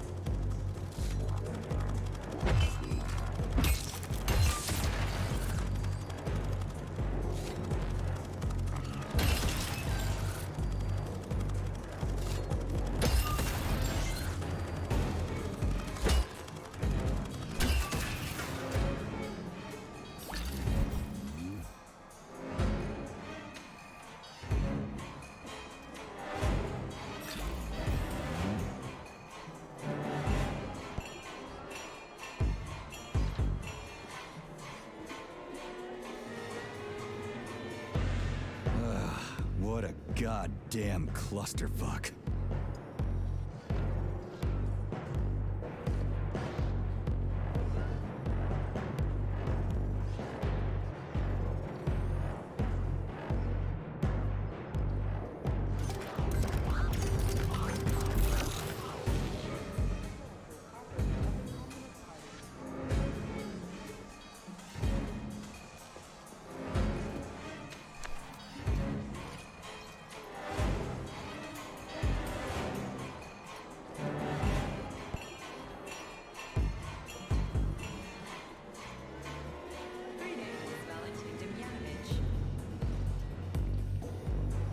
Who? Hope I didn't get anything mixed up.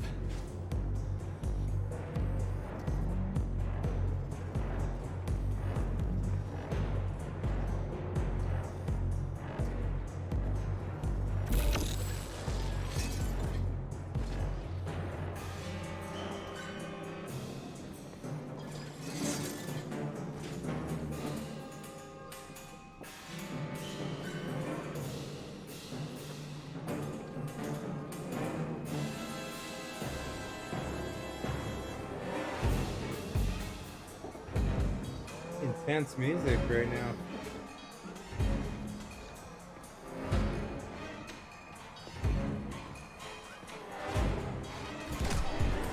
This is the proving ground.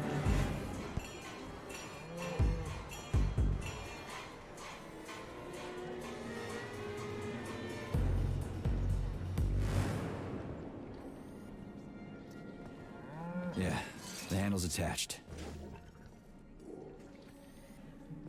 It's spinning. That should do the trick.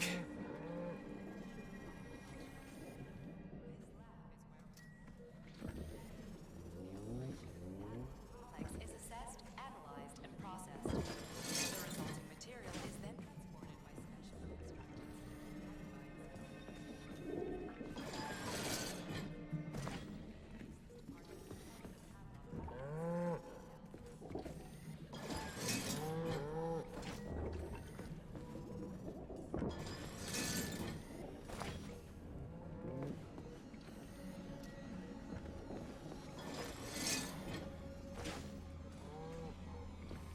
Oh, it's like there's 3 cows somewhere, I guess.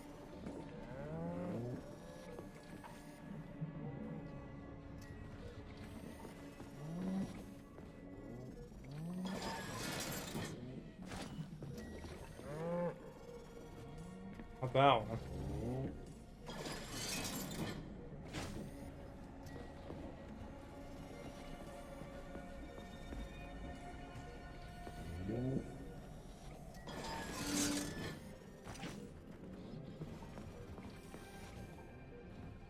Attention. Remember that illicit possession and dissemination of experimental data is a crime against the Communist Party and is punishable by capital punishment.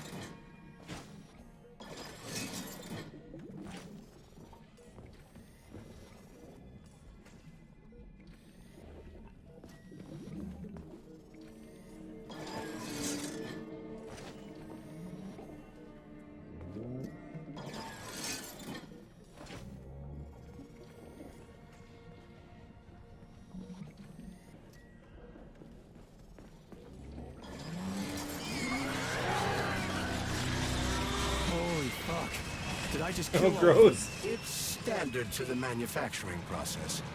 It's where the polymer's organic components come from. Where'd they all go then? To the algae workshop to undergo polymeric synthesis. I don't even want to know.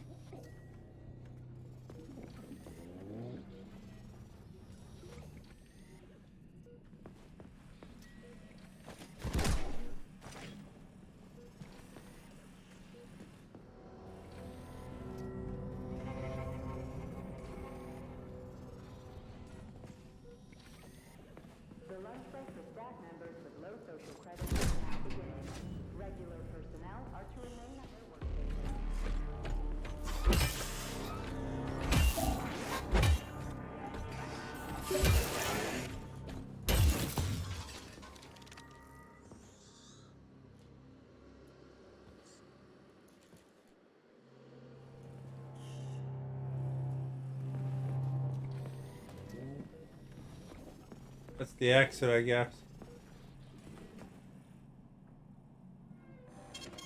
Saving data. It's huge. I've never seen so many planners in one place before. This is where they grow the plants that will be used to terraform the Moon, Mars, and Venus. But right now it's not working for shit. We need to find the control panel.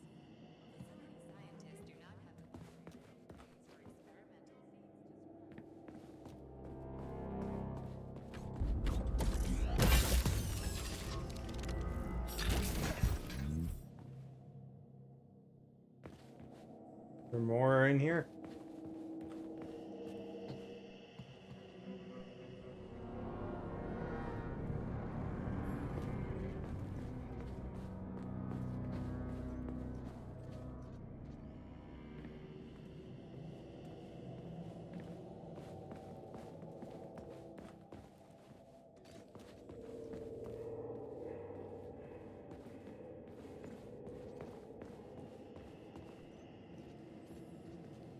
Senior roboticist Alexander Fremov, please report to dispatch.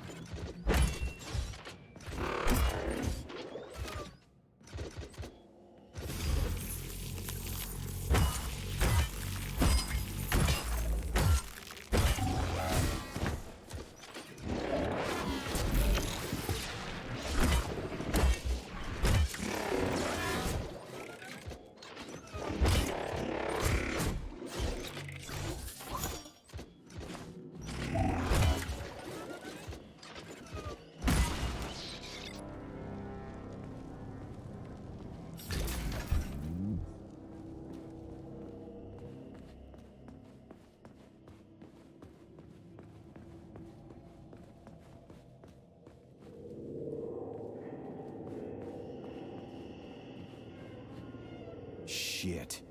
Nothing but dead bodies. There's a power activation laser relay on the wall. Okay, I can deal with that. But I will never As get a used hero, to this thank you shit. for liking. Access granted.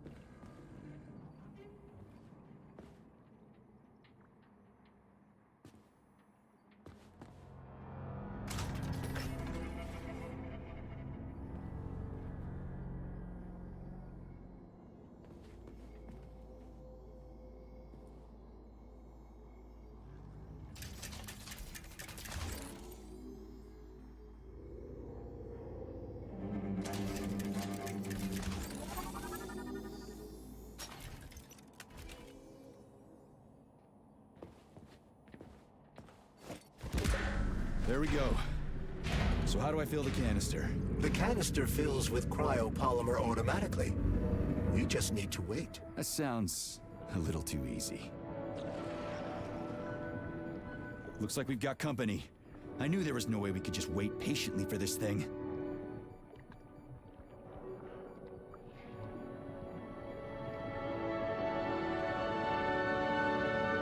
Shit. What's the matter with it? What am I supposed to do? The canister will only be filled if an optimal low temperature is maintained in the workshop.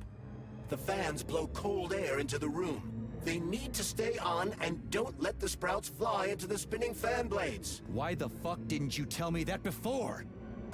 Shit, the fan turned off. Try using shock to restart it.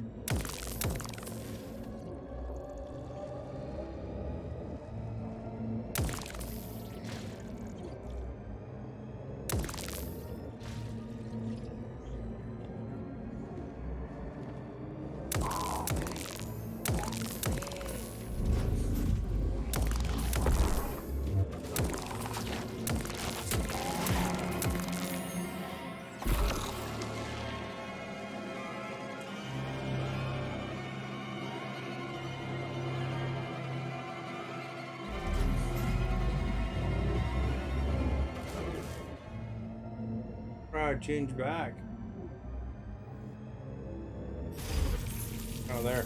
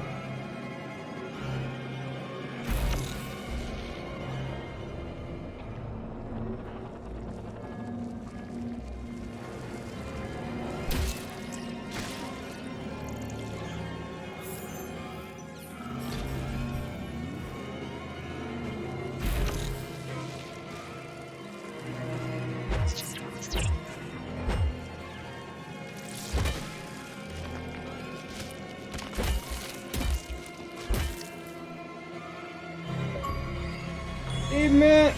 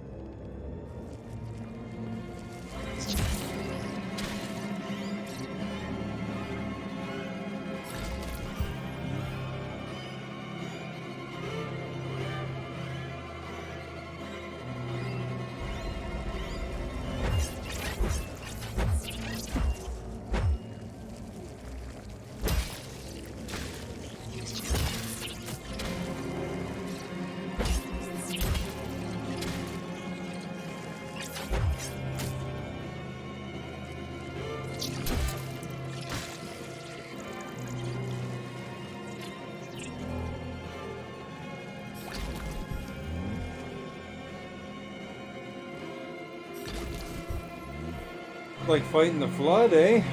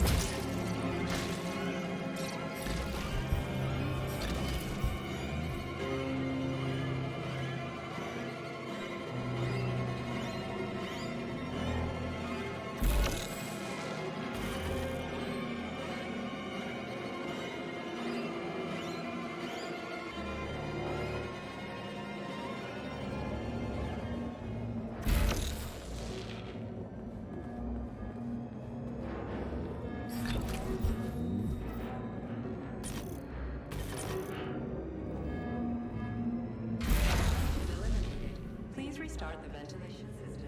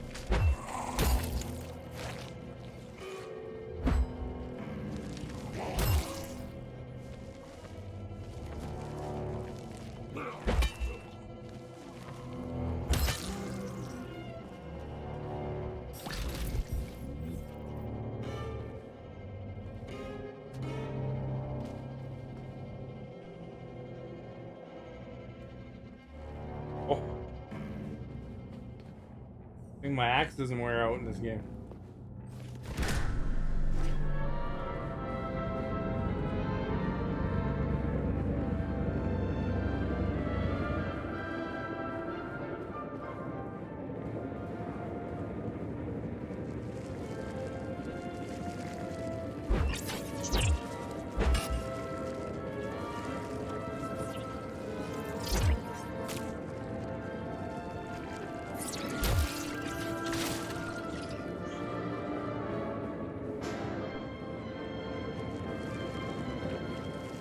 Do.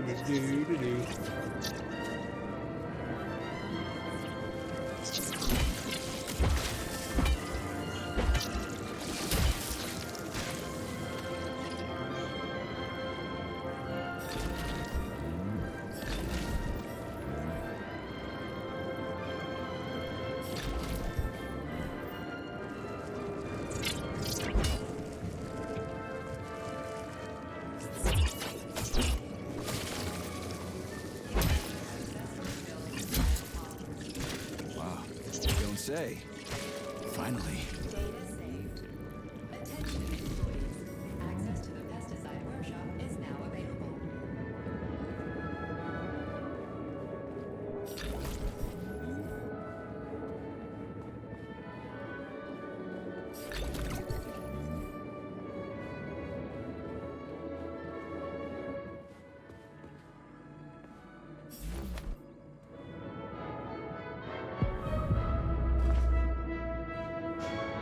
Let's get the hell out of here.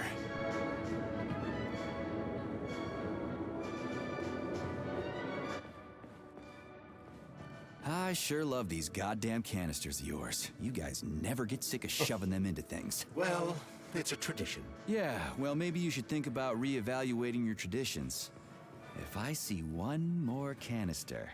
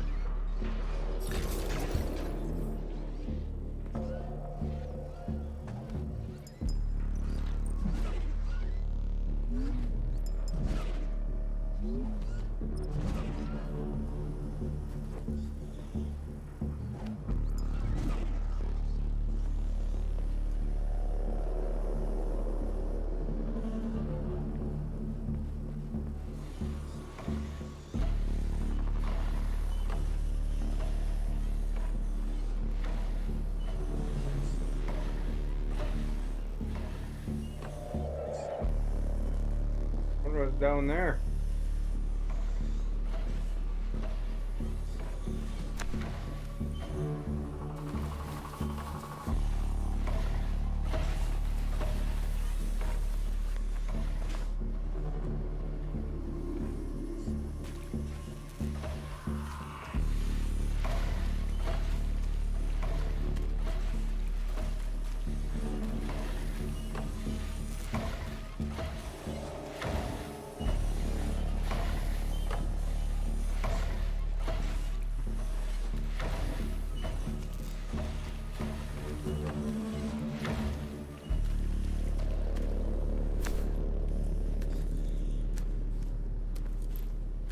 Good pan-fried beef heart, cauliflower mash, and dark dry red wine. There you go. Now that's a meal, eh?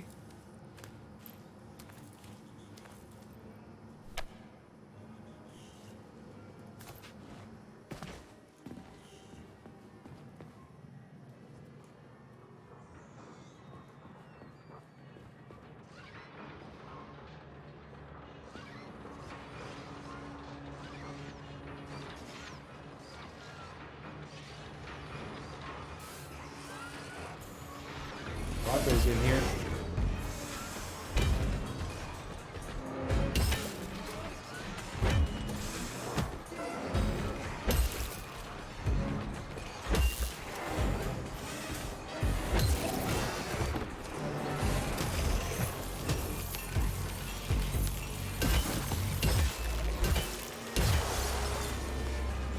I always forget to use that power.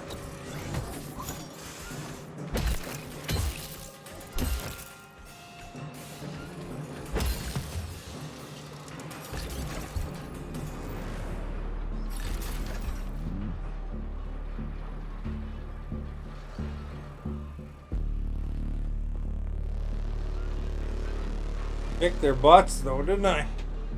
Crap, I'm gonna want to tie here. Oh.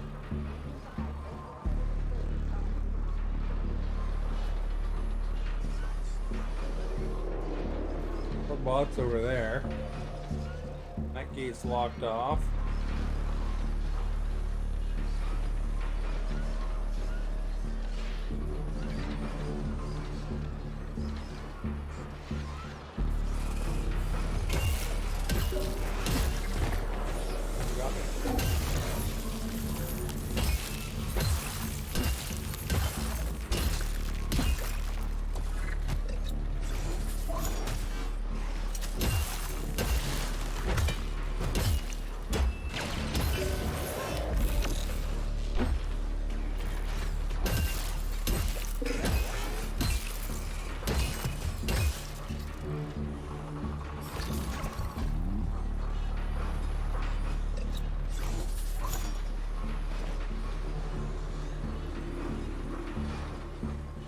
That one shoots laser beams out of his eyes.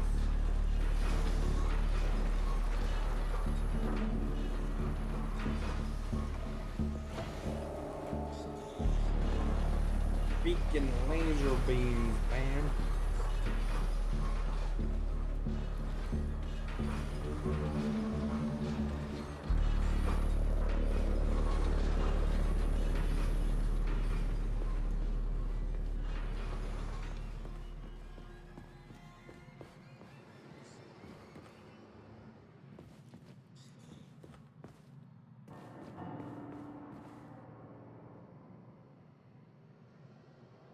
I don't know if I'd call that carnivore. There's a lot of veggies there still. Mashed and cauliflower.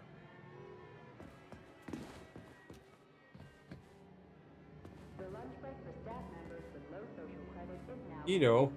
regular personnel. Well, mash isn't keto though. I think cauliflower is though.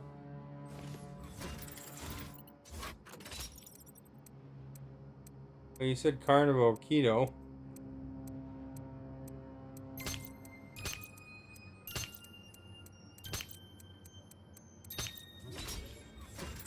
Ooh, gotta have the timing down for those locks, eh?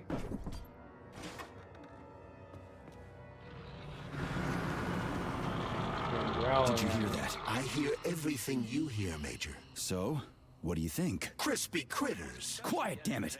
There's something dangerous up ahead. And that's my fucking line. Indeed. But we still need to get that canister of pesticide polymer. Big critters.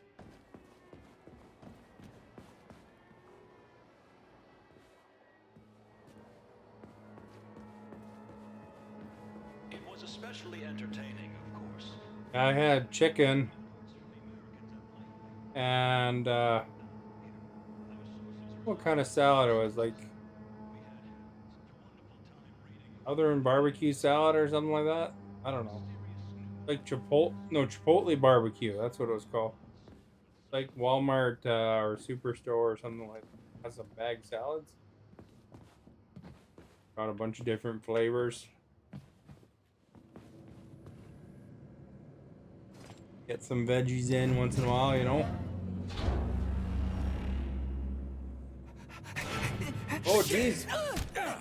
I thought that was Mike Myers for a second. You off your nut? Is this some kind of joke? You could wake it up at any time. In 2 hours' time, when the pesticide reaches critical low, it'll wake up. Do you understand? I need a canister of pesticide polymer. There's a canister right there inside. You have to find a PA-400 polymer container. We blow the fucker to Kingdom Come, then you can take whatever you want, okay? Oh. Fine, have it your way. But won't the canister be destroyed? Shit! The pump! The hemlock needs to be sprayed constantly. We're almost out of PA-400. You need to find that polymer container right now! Yeah, right. Hold down, Mike Myers. Could you at least tell me what it looks like? It's a yellow kind of cylinder? Find that yellow cylinder, or we're screwed!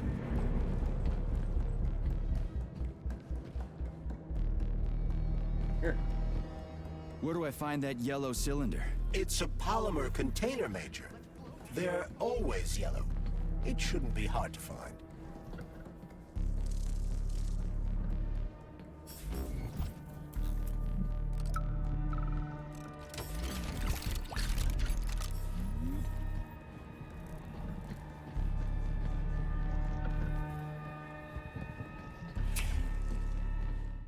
Oh, look, we're going to room.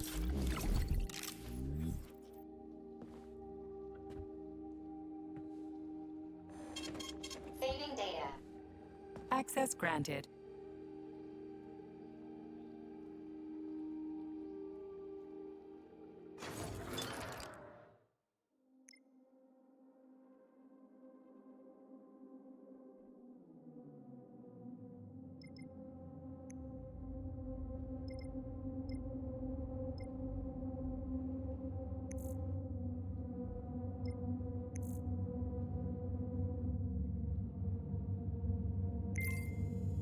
Buy that.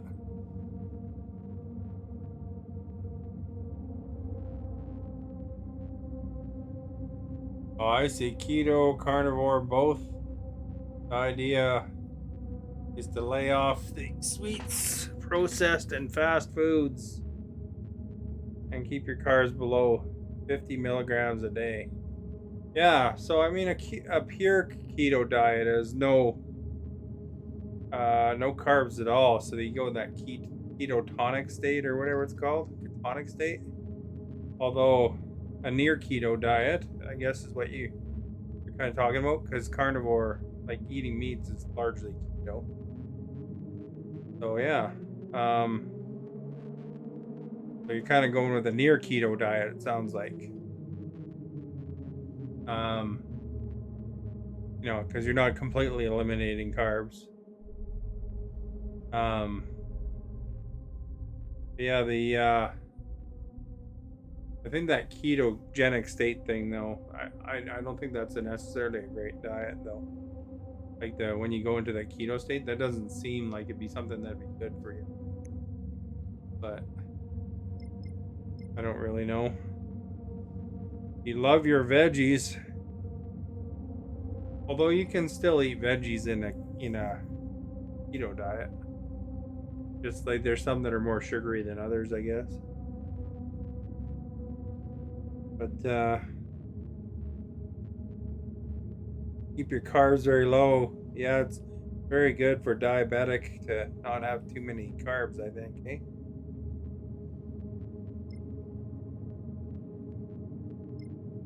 You have to test yourself, your blood level, like with where you poke yourself and do all that stuff.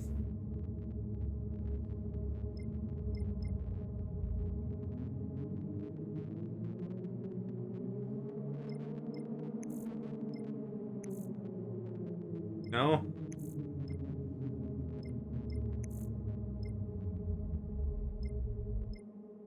Because some people have to do that. You know, they little needle all the time and stuff. I have a friend who's type 1 and he has to do that all the time. He's got like a pump.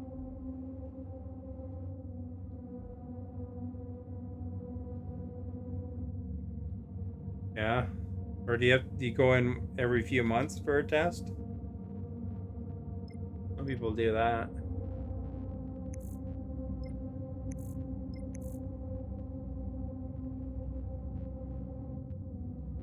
Well, that's good. That's always good to hear.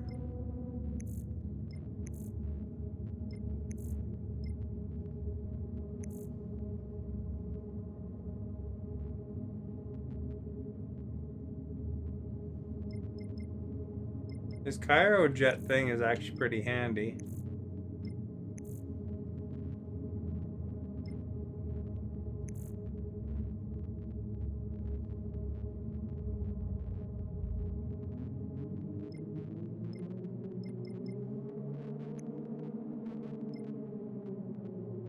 I got that path now.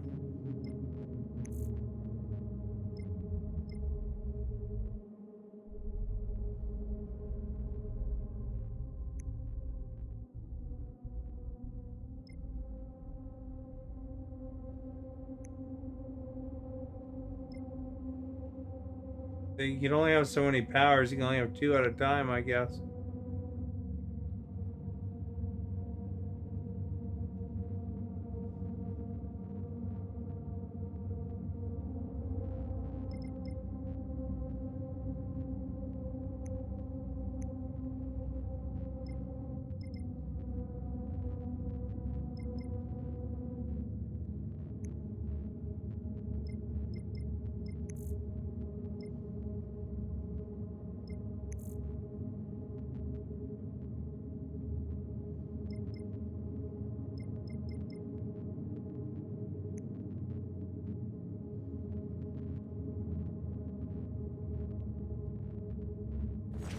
We'll try weapons. So, what will it be, Major? Weapons or ability? Oh crap, I pushed the wrong one. So, what will it be, Major? Guns, please.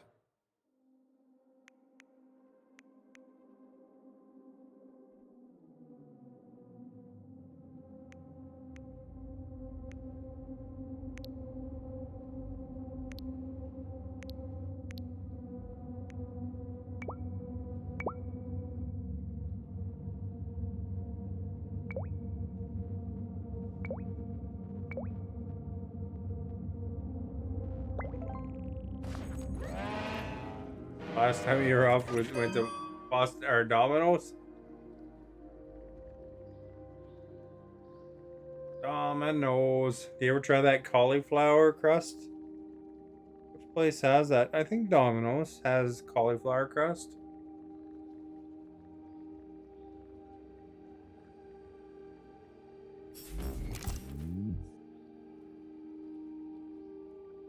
Authorization. Major Nichaya. I've never tried the Codename cauliflower P3. crust. I've had the Access gluten-free granted. crust though. Not too bad. Although it's only in like medium pizzas.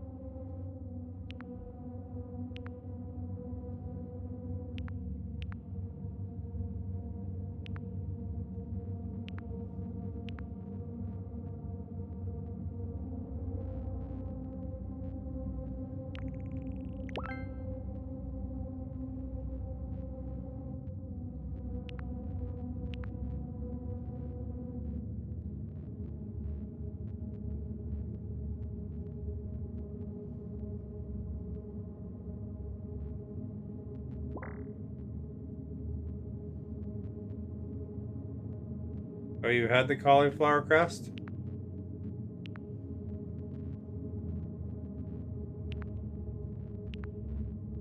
Yeah, I've never been brave enough to try the cauliflower crust.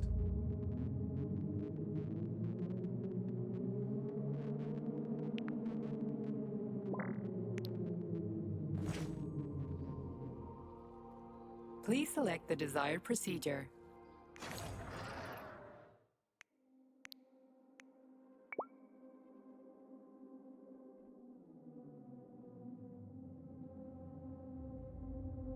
Do a magazine yet?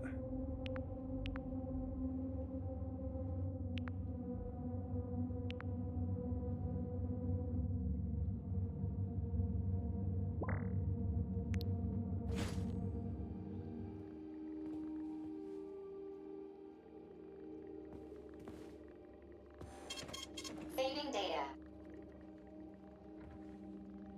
Well, I think that's a good spot because it's one of them save points. Go to bed. I gotta work tomorrow, you know. Seems like a pretty interesting game, though. Wonder what happens when I fight that big plant, eh? Like the enemies are like slowly getting harder. The same experience as the thin crust. Well, maybe I'll have to check it out sometime. Thank you for sharing, much appreciated.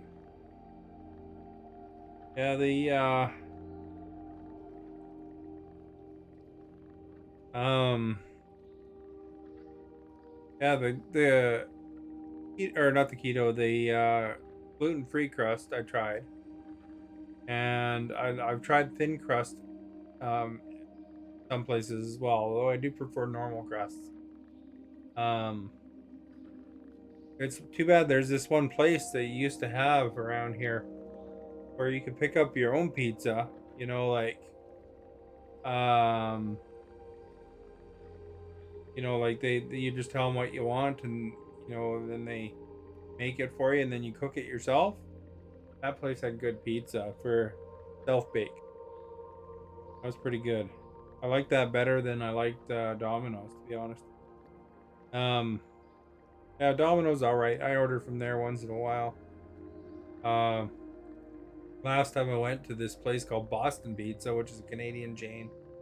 They're pretty good, but they're expensive though. Other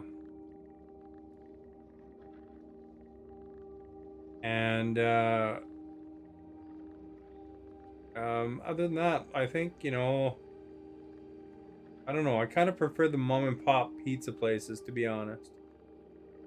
Because, you know, you know, they seem to have a better pizza to me, you know, because they, you know, I guess they, you know, it's not quite the same as, you know, conveyor belt pizzas, you know. That place is just close to you? Yeah. Yeah, you know, I grew up in a smaller town, right? And, you know, whenever I go back to that small town, if I happen to visiting relatives, I try to get in that one pizza place that's local there. Hell yeah, I still haven't found anything quite as good as that.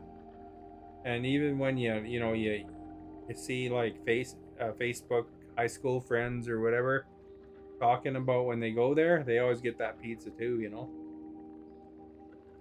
That's kind of interesting. You'd think, you know, the bigger the city, the more,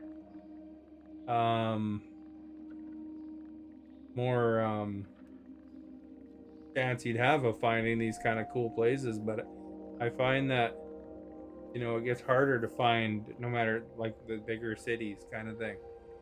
So, you know, whenever I go through smaller towns, I look for that kind of thing because they seem to have more of that than, you know, say if I went to Vancouver, which is like Canada's, I don't know, third biggest city or something like that.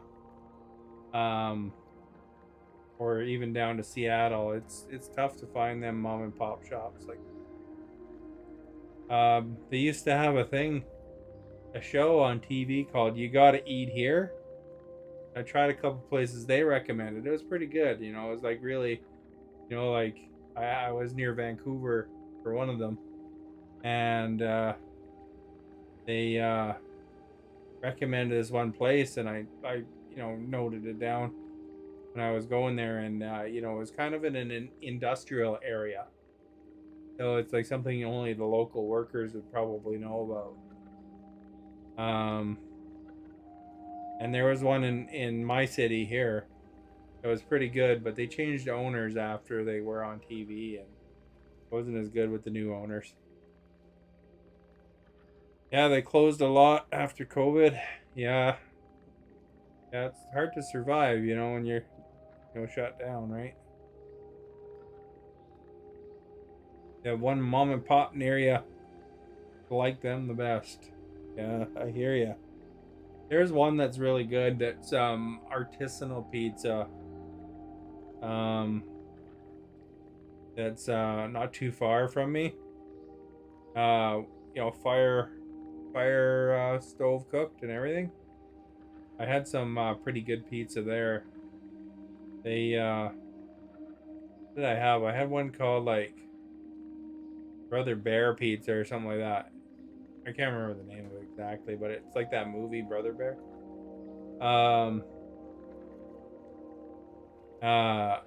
And that place had like honey on the pizza, which was really good actually. I was quite surprised. And one of their pizzas has peaches on it too. I haven't tried that one though. Still alive, they just don't deliver. Just gotta go in and eat. Yeah. Yeah, there's some local places. Do you have like Mr. Beast burgers near you? Like, that's a place that's delivery only. It's like a virtual restaurant. I always kind of wanted to try Mr. Beast burger. They have some in Canada, but not very many. You know, Mr. Beast, the big YouTuber. But there's a big rise especially with the pandemic, there was a big rise in virtual restaurants.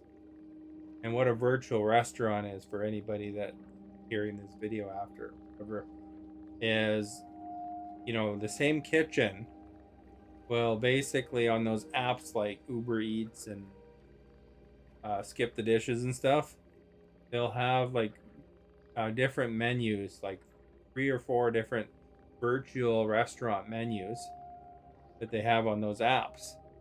And then basically when people order them, they'll try these different restaurants because they have different names.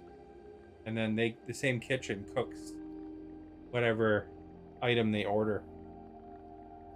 So that's a totally today kind of concept. I don't think virtual kitchens or virtual restaurants were a thing really 10 years ago or anything like that. But it's kind of a cool idea. Very, very entrepreneurial. So like, you know, Mr. Beast Burger, for example, they have their menu, and then they just hire one of these restaurants to do their virtual kitchen. So, you know, along with whatever their regular orders for their business, they do these other things. They might have more than one virtual restaurant themselves, or they might have several. But, you know, of course, people say, "Oh, I haven't heard of this one," and you kind of wonder, you know, why you've never heard of a restaurant. And that might be why. It's because it's not a real restaurant. That's messed up, in your opinion? Well, I guess, you know, I mean, you know, in some ways, in some ways, you know, I guess it gives you some variety, and in other ways, it's almost like a sham in a way, because, you know, if you went to eat in at that restaurant, you wouldn't be able to order those items. So, you know,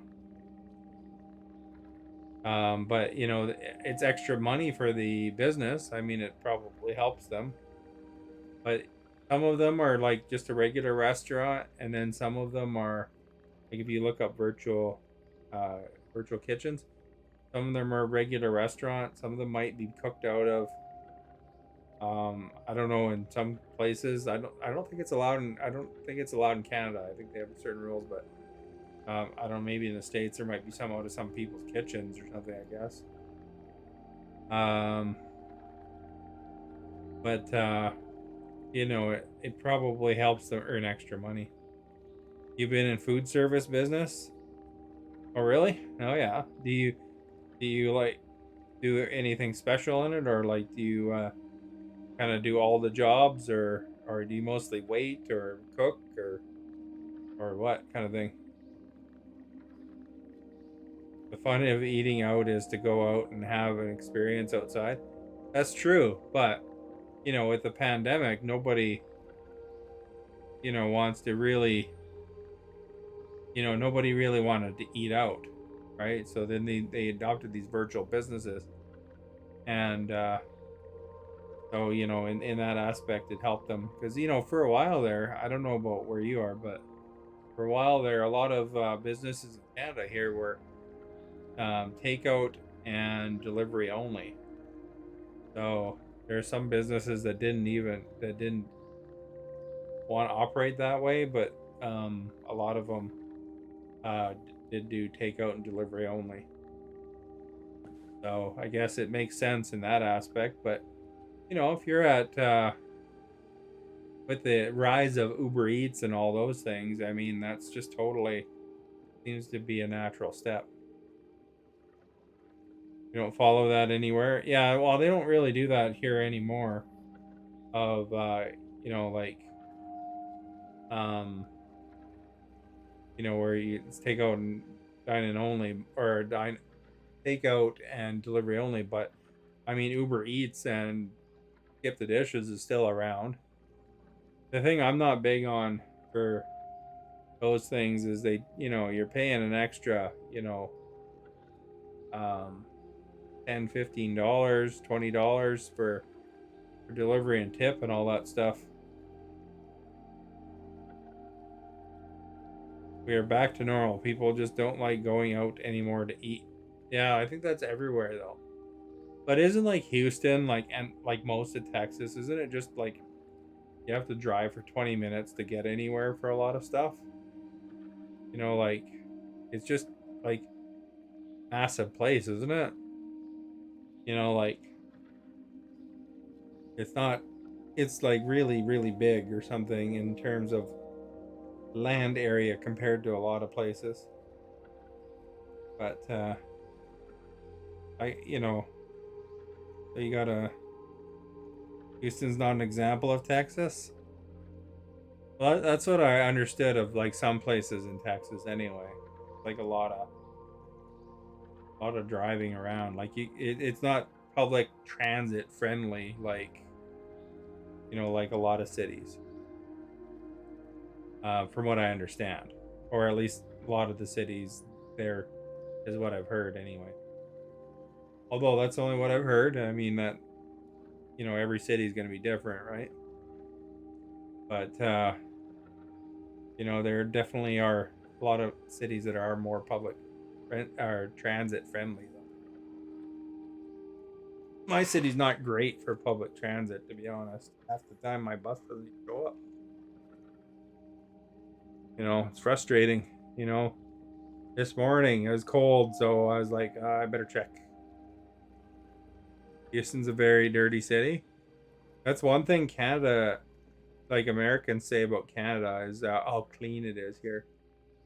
You know, like, you know, it's got its spots, but, you know, it's, that's what I've heard. A lot of Americans compliment us for how clean, you know, the cities are compared to what they're used to, I guess. But, you know, it might be, again, just the people that happen to say it, but I think that's been pretty consistent from what I've heard. You know, like hanging out with people, you know, going to conventions or, you know, whatever. Like I've gone to some, talking to lots of Americans there. So, you know, they say that that's the same of a lot of cities, actually. Gotta talk about Canada, you know. Got the big maple leaf behind me here. There's a big controversy the other day, I guess. Somebody sang the song a little different. And it has many issues. Well, you don't have to point out the negatives here. I mean, like, you know, we, you know, you just mentioned dirty cities, so I mentioned something, you know, that I've heard that's nice about us. So I mean, yeah, every country has its things, you know. But I've heard we're complimented for that anyway. So, but yeah, there's somebody sang at the NBA game. They sang the anthem a little bit. I just changed the words slightly, and I guess a lot of people got excited. So I heard it. It didn't sound like a big deal to me, but you know.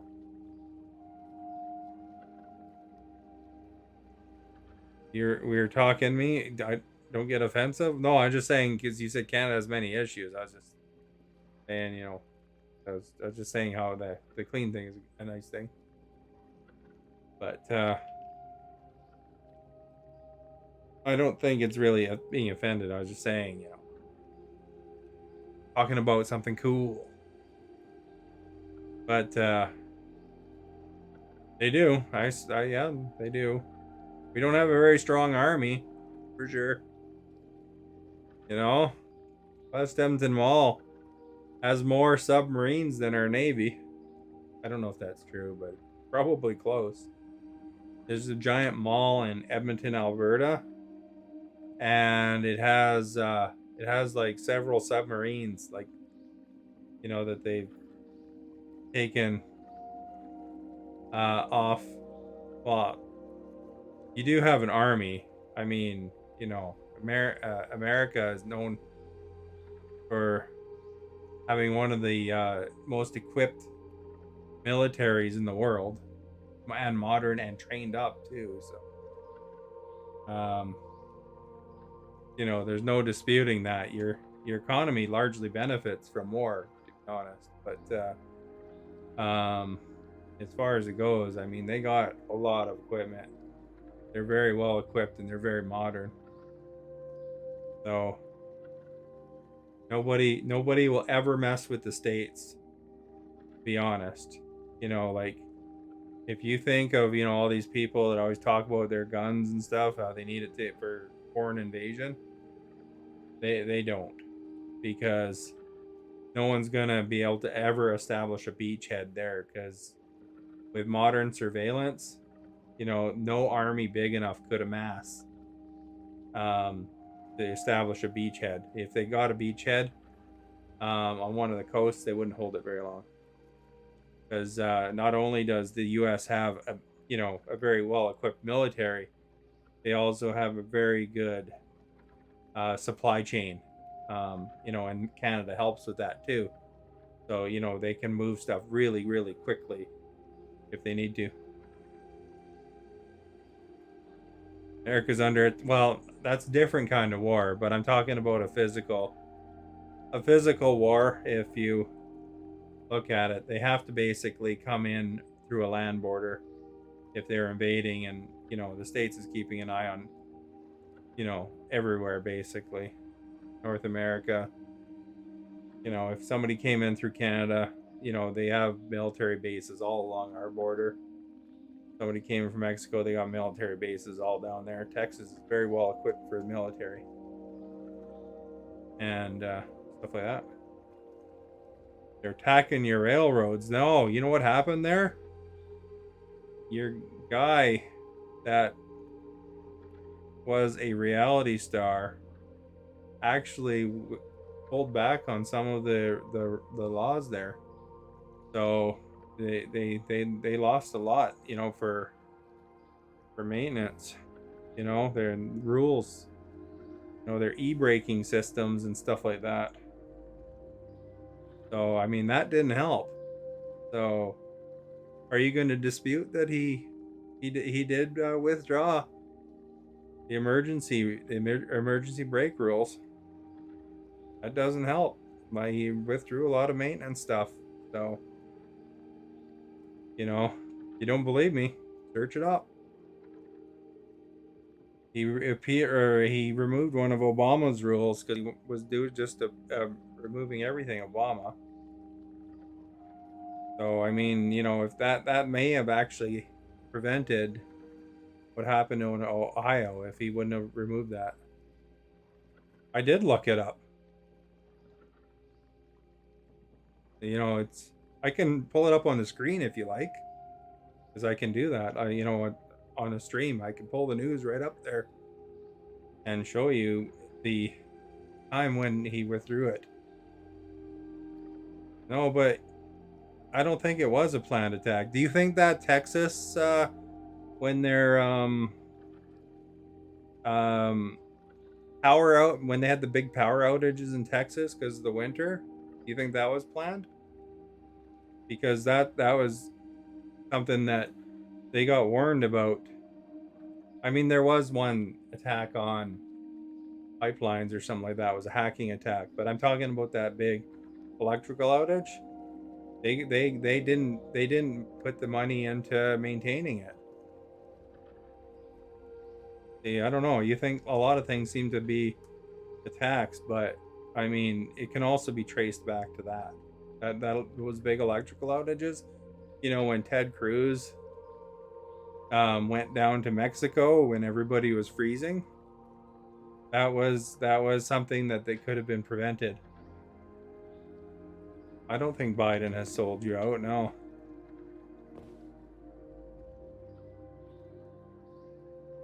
I don't think that well, I don't know if lack of maintenance is politics, really. But you asked me about Biden, so I mean, I was just answering that question. There's one thing the States is really famous for is they're not putting a lot of money into maintenance. There's a lot of things that they need to actually improve. Also, your internet is really, really bad. So, not necessarily your specific internet, but the internet infrastructure. Infrastructure needs money down there. Because I'm not here in Texas. The thing about the internet and information is it's very accessible these days. I don't have to be in Texas. We have like politicians that live in Alabama, and we got news people everywhere and researchers everywhere. Canada provides a lot of talent to the States. We'll be very glad when Texas becomes our own country. That's not going to happen. That's not even possible in your guys' constitution.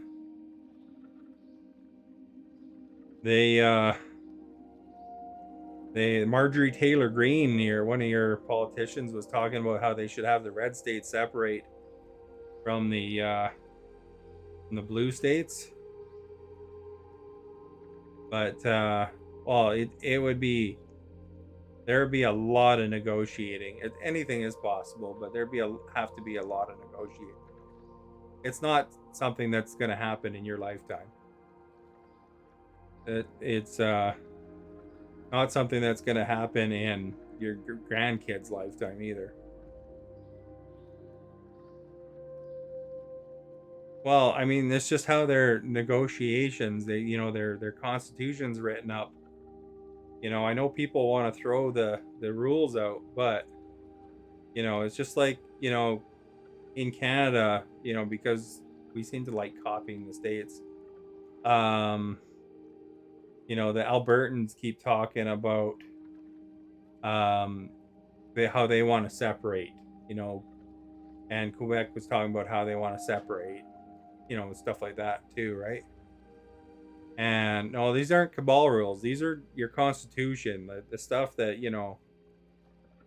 your founding fathers signed. I mean, just like your other rules. Just because they wrote them down on paper, exactly. It was an agreements that they're supposed to honor. But yeah, they want to separate. But the thing is that Alberta's never going to separate because they can't. They got all these agreements with the country, and on top of it, you got your indigenous people that also would have to agree to it, and they're not going to. And for Albertans, which is one province in, they're never going to get BC to agree to it either. You know what would happen though? You'd be screwed. If Texas separated, you'd be screwed. There's like one state in there, California. If you don't have them, they're pulling the load for like everything. You could, if you have California and New York, those are your anchor states there in terms of economy. As far as it goes. Oh, you don't think California is pulling your guys' economy?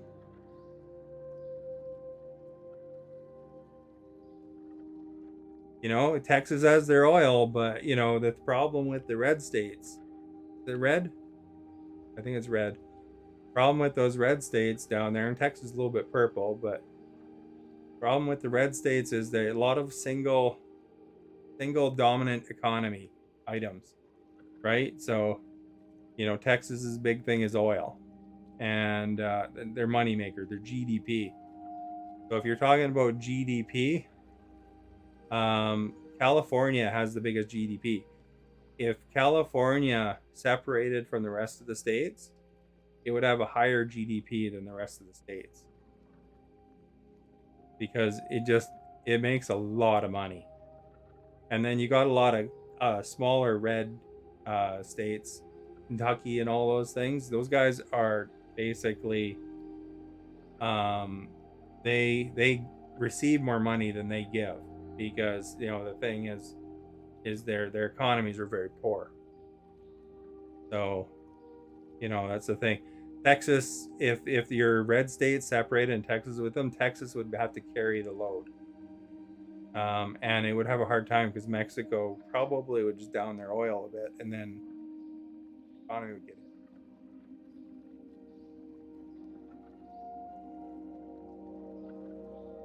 I'm a pessimist. I'm not a pessimist. I'm a realist as far as GDP goes. I mean, that's the thing. California is your guys' biggest GDP. That's where a lot of your GDP is coming from. Yeah, I don't know if you're a realist, but I mean, I don't see how it would benefit Texas in any way to separate. I mean, that would be funny because, it'd be interesting to see, but I don't think it would be a good idea. It's just like Britain. Britain separated. They thought they would do way better than they're doing. So it's like kind of wild though. They just a interesting theory. There was one theory where they were talking about, or that California wanted to separate, and they can't separate either. They're not allowed because of your constitution. Excess Gaming, thank you for liking.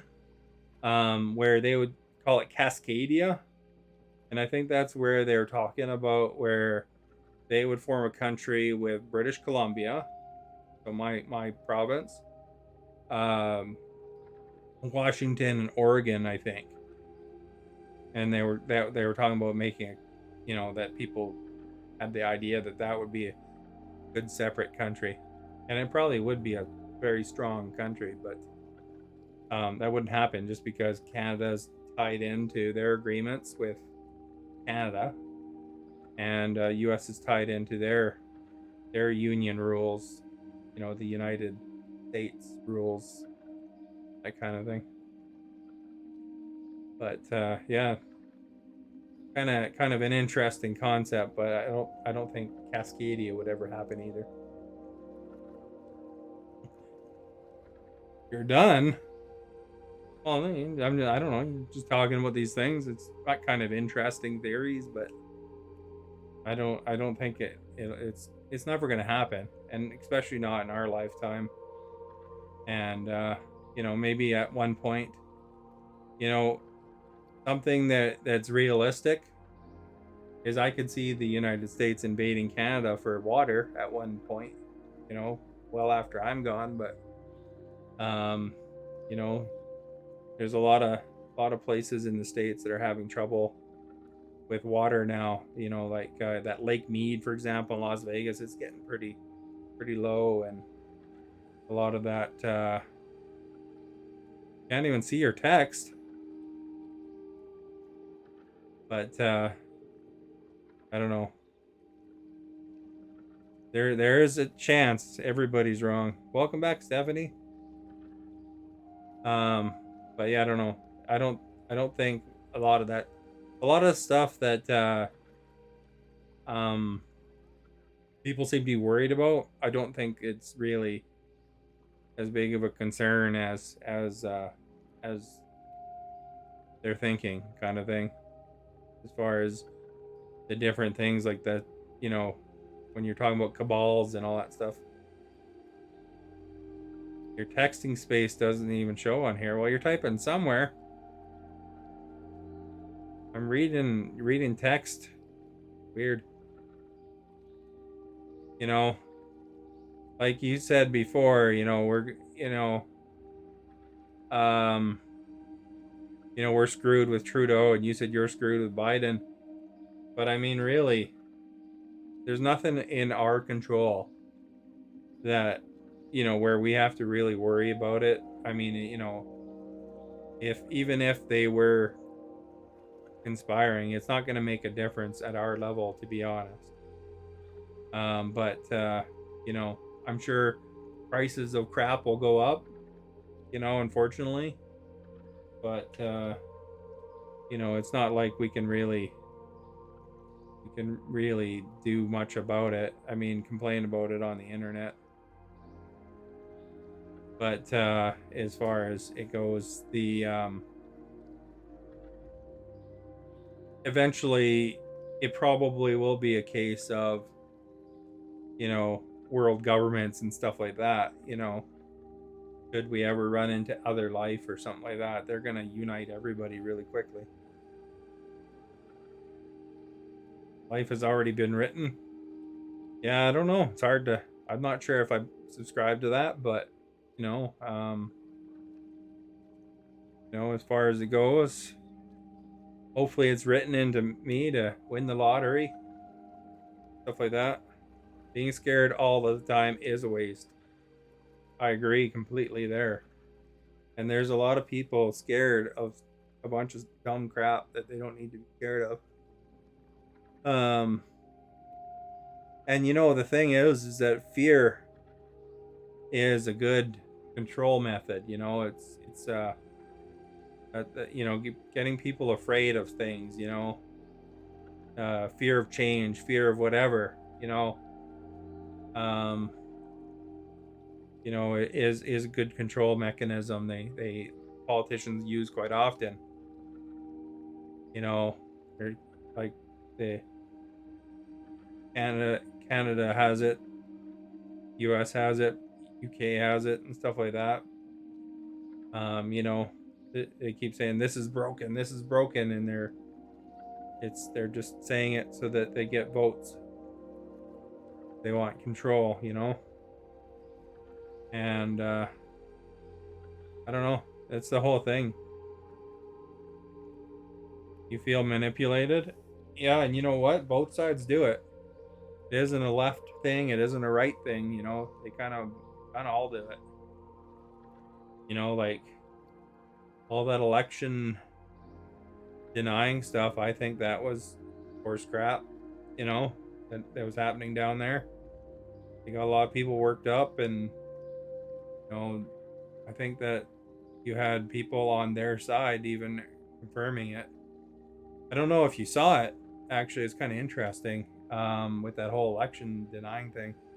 Is that Fox is getting sued by Dominion voting machine company, and they grabbed the phone records, you know, and got the texts of Tucker Carlson and a bunch of those Fox hosts and the guy that owns Fox, Rupert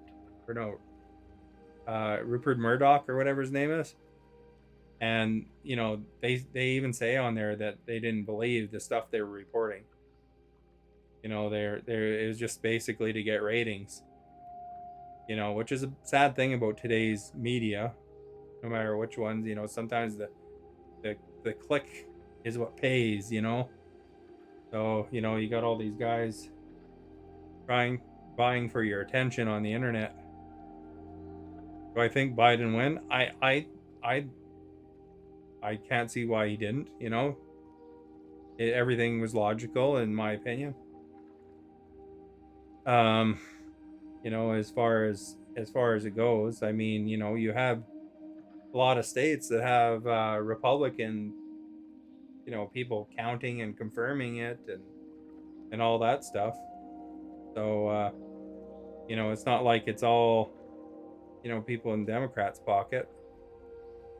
You know, there's states that are bigger populations that just happen to be more popular in. People didn't like Trump particularly much too. They you know, they either really loved him or they really hated him, it seemed.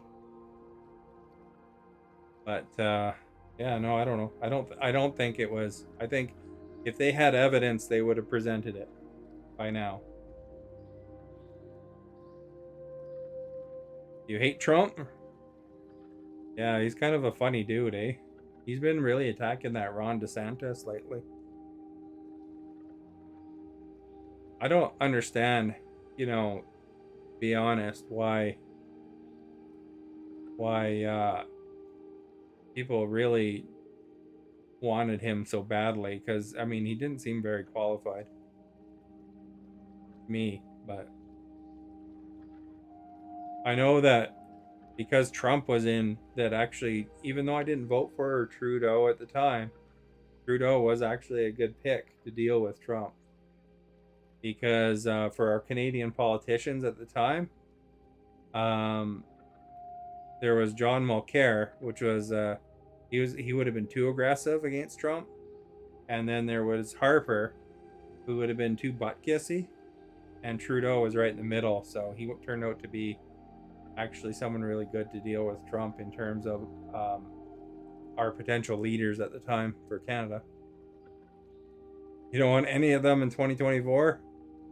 Yeah, you're probably stuck with... I don't know what'll happen. I don't think Biden is going to rerun. Trump wants to run. Ron DeSantis might run. I think that DeSantis is just a smarter version of Trump, to be honest. You know, he's a kind of a player too, you know. They're too old. That's one thing. The States really likes old politicians, don't they? Those guys are all up there. You know.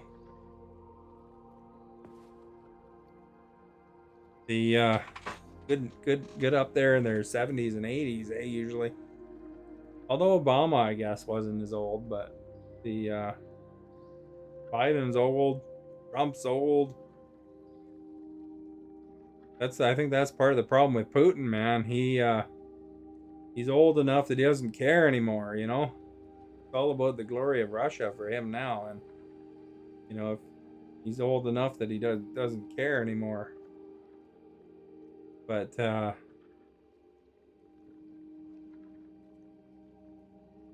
don't want any of ones running so far? You don't like DeSantis? I don't know who's running else on the Democrat side. It'll probably be for Canada. It'll probably be Trudeau again. It's going to be Pierre Poilievre's trying to take out Trudeau. But I think Trudeau or Poilievre is too much of a bulldog. He's copying American Trump politics, like the style of populist politics that Trump uses. Pierre Poilievre, he's a dude. He's from Alberta, I think. Sure.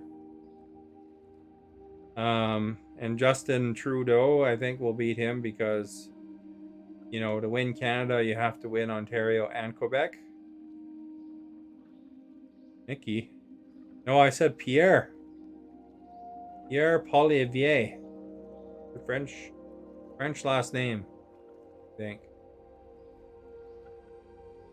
And the other guy is Justin Trudeau and Jagmeet Singh. Oh, Nikki, you're talking about for the States. I thought because I was talking about Canada at the time. Nikki Haley.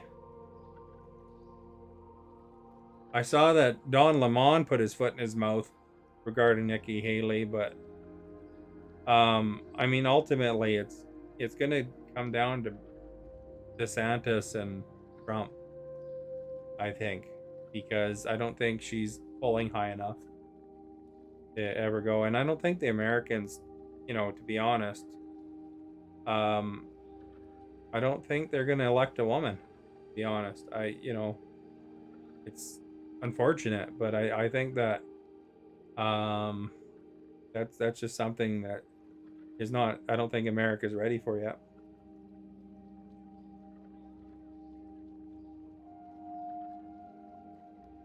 You're glad he was called out. And then eventually I think if you're gonna have a woman president, I think it's gonna be Ivanka at some point. You know, for some reason. I just got that feeling, you know. Ivanka. It'll be Ivanka versus AOC.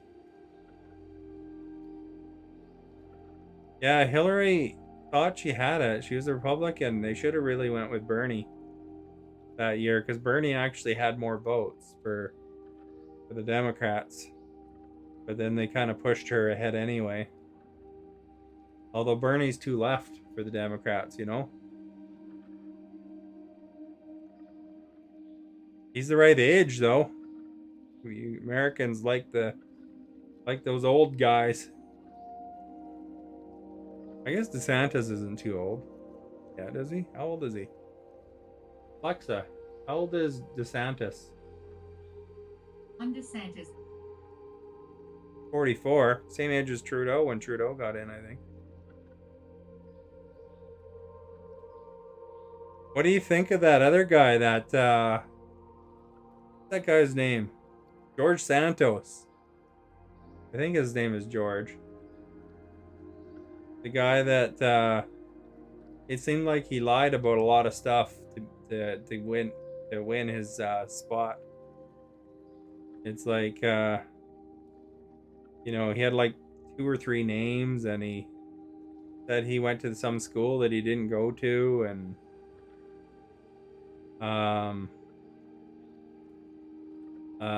what else did he say? He said he was Jewish, but he wasn't really, and he was trying to explain it that he was meaning he was like Jew-ish.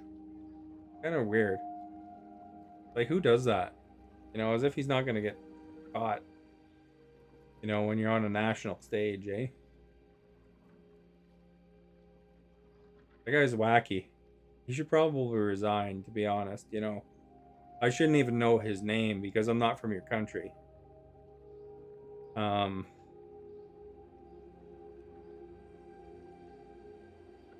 You know, it's like a lot of those politicians right now are kind of wacky. One lady, that Marjorie Taylor Greene's kind of wacky too.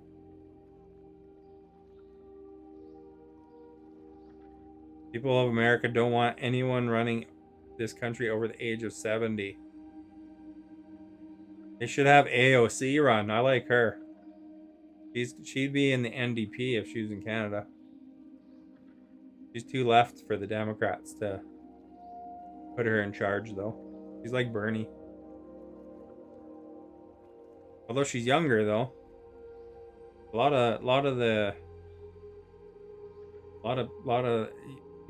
Twitter is a gauge of it. A lot of the conservative Americans don't like her, though. You and I are not friends, then. Hey, I told you, Canada's more left than the States. If the Democrats were on the if the Democrats were in Canada, they'd be a far right party. So, you know, I don't know. She's got young people. She knows how young people, you know, like, she knows how to relate to them. You know, that's one thing that a lot of these old dudes can't. Oh, that's the thing. And oh, that's a good thing for a politician, to be honest. But she would be in the NDP here. I'm not American, I know. Thank goodness, man. I'm happy to be Canadian.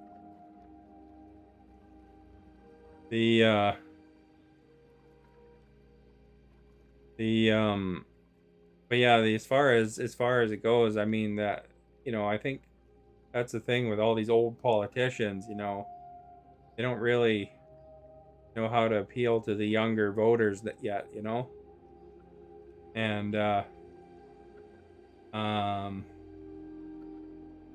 they have to probably start getting more familiar with that stuff, because a lot of the laws, you know, are going to involve new kind of things, you know, like dealing with AI and, you know, all this internet stuff and all that kind of stuff.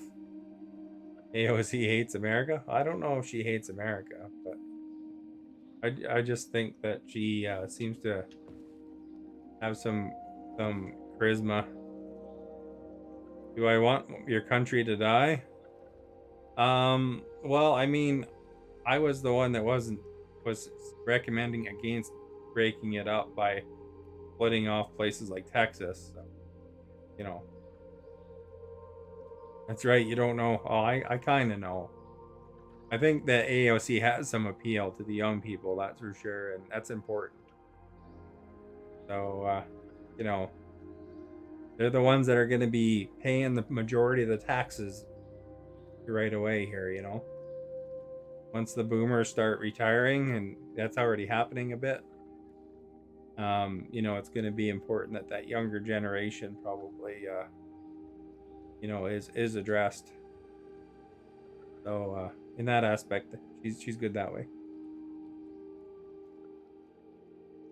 You think this country, Texas, will be best to split? You have a question for me?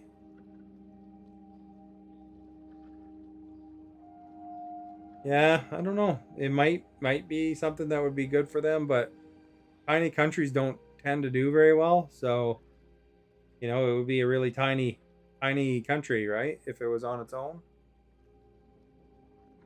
You know, maybe you might join Mexico, I guess. But yeah, no, if you have no GDP, then it's pretty tough. And people are moving away from oil. So that's not a good thing for Texas if they're independent. So, like, a lot of the world is actually moving away. England is tiny-ish, I guess, but they're doing terrible. And once they Brexited, they hurt themselves pretty hard, actually. They're still doing okay, but I mean, they still have a lot of connections with the European Union, though. So, but their GDP is also more varying than Texas's is. Like I said, California would probably do fine on its own. But I don't know about the rest of the states because, you know, you have to have a varied economy, you know, because otherwise you're really susceptible to fluctuations. So if Texas is on its own, its primary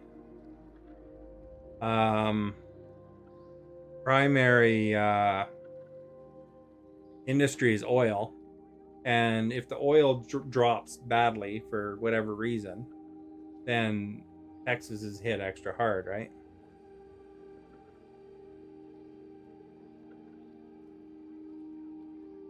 Where, when she's telling or asking you if you want her country to die, how do you know she's not saying in a mean way? I think she's just discussing in that aspect. So I'm assuming it's not in a mean way, but certainly it's possible at any time somebody's texting something that you misinterpret it. But I don't think she's saying it in a mean way. You're Scottish. California's dead. I don't think California's dead, to be honest. Their GDP is doing fine. They've got a variety of industry. If something goes down, something else kind of covers the ground. That's the only thing. That's just talking like an economic sense, you know, like, you know, they're an expensive place to live, certainly, but I think that I think out of all the states that could separate, I think California is the one that could, if it were allowed by the Constitution, of course. They're just it would be one of the top GDPs in the world on its own. So I can't remember what California's GDP was, but it's really high. I will look. And that's per capita too, right? So California has a 3.63 trillion GDP. So that's pretty impressive. Give you a proportion here. Canada's GDP is 1.98 trillion. So California's GDP on its own is higher than Canada's. Higher than a lot of countries. It would actually be one of the top ones. So that's the thing, you know. That's why I think it would do fairly well. But, you know, it's just hypothetical because it's not going to separate, even if they want to, you know.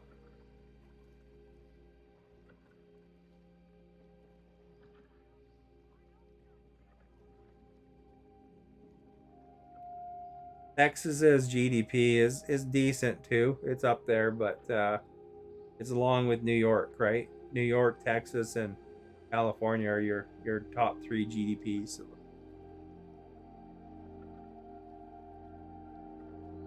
How do you presume I am being mean? Oh, you're asking Stephanie that? Yeah, you can't debate without anger. Yeah, I mean, I was assuming you weren't being mean, of course. You know, I usually give everybody kind of the benefit of the doubt no matter what, but if I can, you know. But as far as it goes, you know, yeah, no, I figured you were asking, Stephanie. Like, you know, there's times where I'll not, I think I interpret it when it's being mean. You know, like, for example, Maverick, you know, some of his comments are kind of a little bit mean sometimes, and other times they're not. So I usually tell him, you know, I give him a little bit of a heads up there, you know, because that's when he could get suspended, when he's saying something that is mean, or not. He might not get suspended, but you know, to be aware of it, because sometimes sometimes Facebook interprets things different ways too. So, you know, sometimes you got to be careful with how you word things on Facebook too, because they do have their terms of service and all that. And he is English is his second language, so sometimes he doesn't realize something comes across a different way. Might be thinking.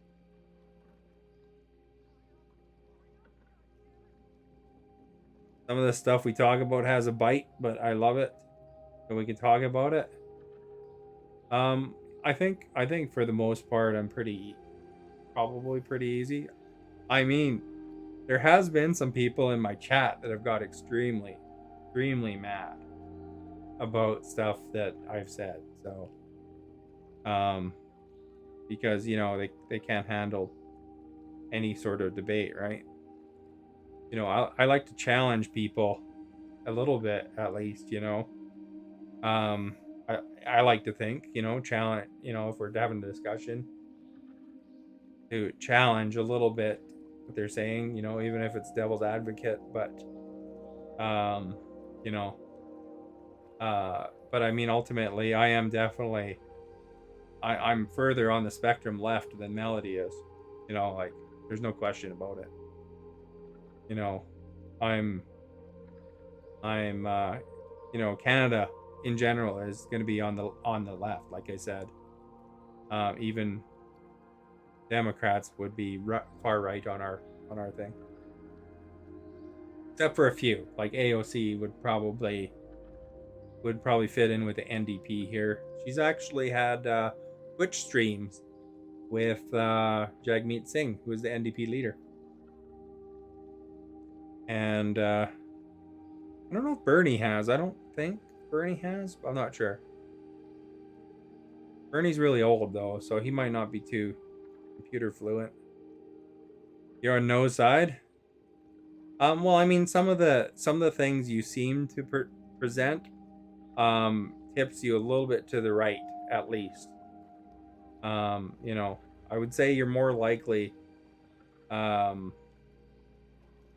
just from the stuff that you have indicated, that policy-wise you probably align more with the Republicans than with the Democrats, because it's a two-party system. But as far as it goes, I mean, you know, that in Canada, I guess you could be, what's it called?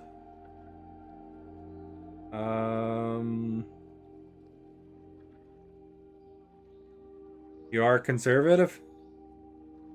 Yeah, see, I would have expected you to be more leaning towards conservative. And that's largely, your state is largely conservative too. Although it's purple, it's turning purple. You know, get all those guys like Joe Rogan bringing all his buddies in there. They're gonna start voting the other color soon. You know, all them Californians moving in.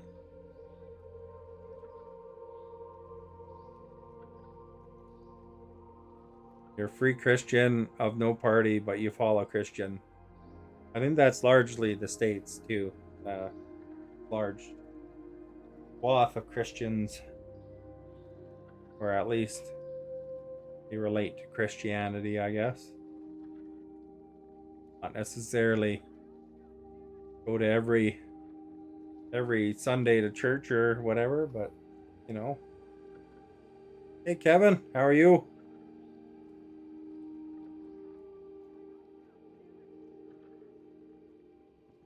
You spelled my name wrong, Kevin. Ways. Oh. Okay, you're probably gonna delete it in a second anyway. Because you love and, well, no, I think that many people follow both Democrat and Republican for that. Although there is a section of Republicans that are largely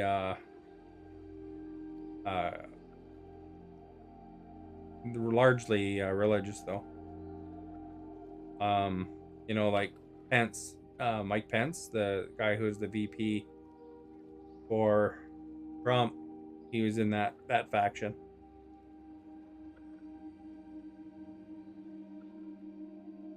You're neutral? Well, I don't know. You still subscribe to some of the things that I would associate more with Republican than Democrat. But you know, you can always change your vote back and forth as much as you want, depending on who's the best. And usually, there's nobody that's good on either side, because that's how politicians are. Unless you decide to become a politician.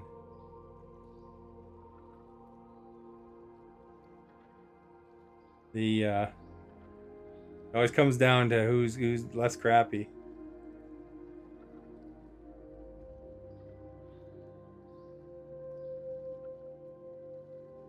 So anyway, I should get to bed. I gotta work tomorrow.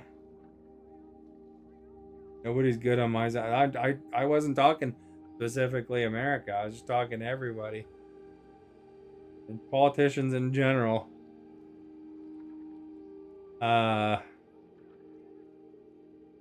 Politicians in general are kind of, unless you're talking about local politicians, you know, local politicians aren't bad a lot of times. They're a little more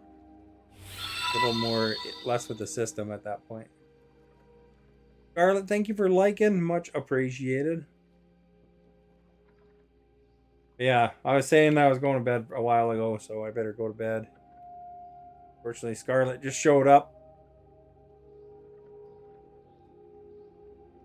They got to go for the old hippie vote, eh? Get the old hippies in there. Isn't Bernie an old hippie? Thank you for all those who shared, by the way. Don't forget to check out my YouTube. Link is in the video description. I'm putting up the Las Vegas video tomorrow. And then I'll go back to clips of video games for the real shorts kind of thing. Last chatters, Stephanie, Melody. I'm gonna count Kevin, even though his chat's gone now. Scarlett, a good day. Whoever else is around still, thank you so much.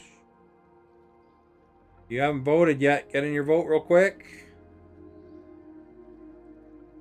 You think a robot revolution could happen one day? I guess people are optimistic, because it's 67% said no.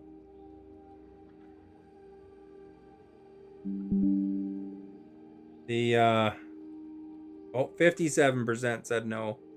Somebody just voted.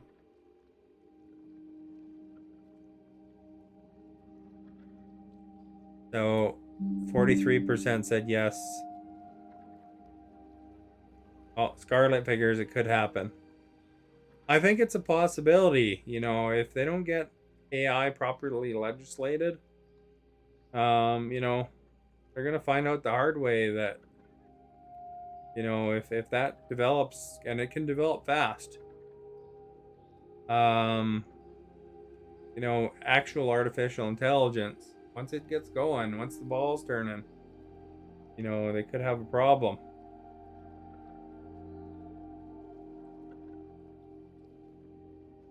You're all for bots. They try to implant you, they'll risk a limb. You know, Elon Musk that are already in the Matrix, so. You ever watch the Matrix, you know, where they're all like, they're providing energy for the robots? Do you think humans will live forever? I think eventually humans will wipe themselves out in some fashion. You know, it might be a while. If we don't get off Earth, eventually the sun will blow up too, eh?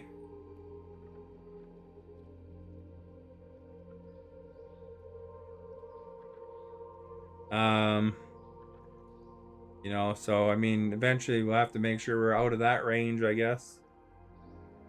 So, you know, eventually there'll be a problem. Plus, you know, if all this climate change theory is correct, you know, we're going to heat up our oceans and then we'll be eating jellyfish and bugs. You know, so we got to innovate pretty quickly here. I should paste that poll result, though.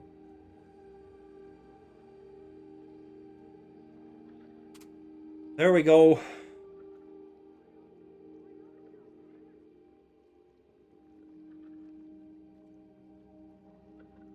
Do you have no faith in your higher self? I think that in terms of science, I think we gotta get innovated. Innovation, man. Although maybe the AIs will be smart enough to come up with some solutions too. Anywho, I'm off to bed. Have a good night. Here at 7 o'clock Pacific time. If you don't get a notification by 10 after 7, then just stop in anyway.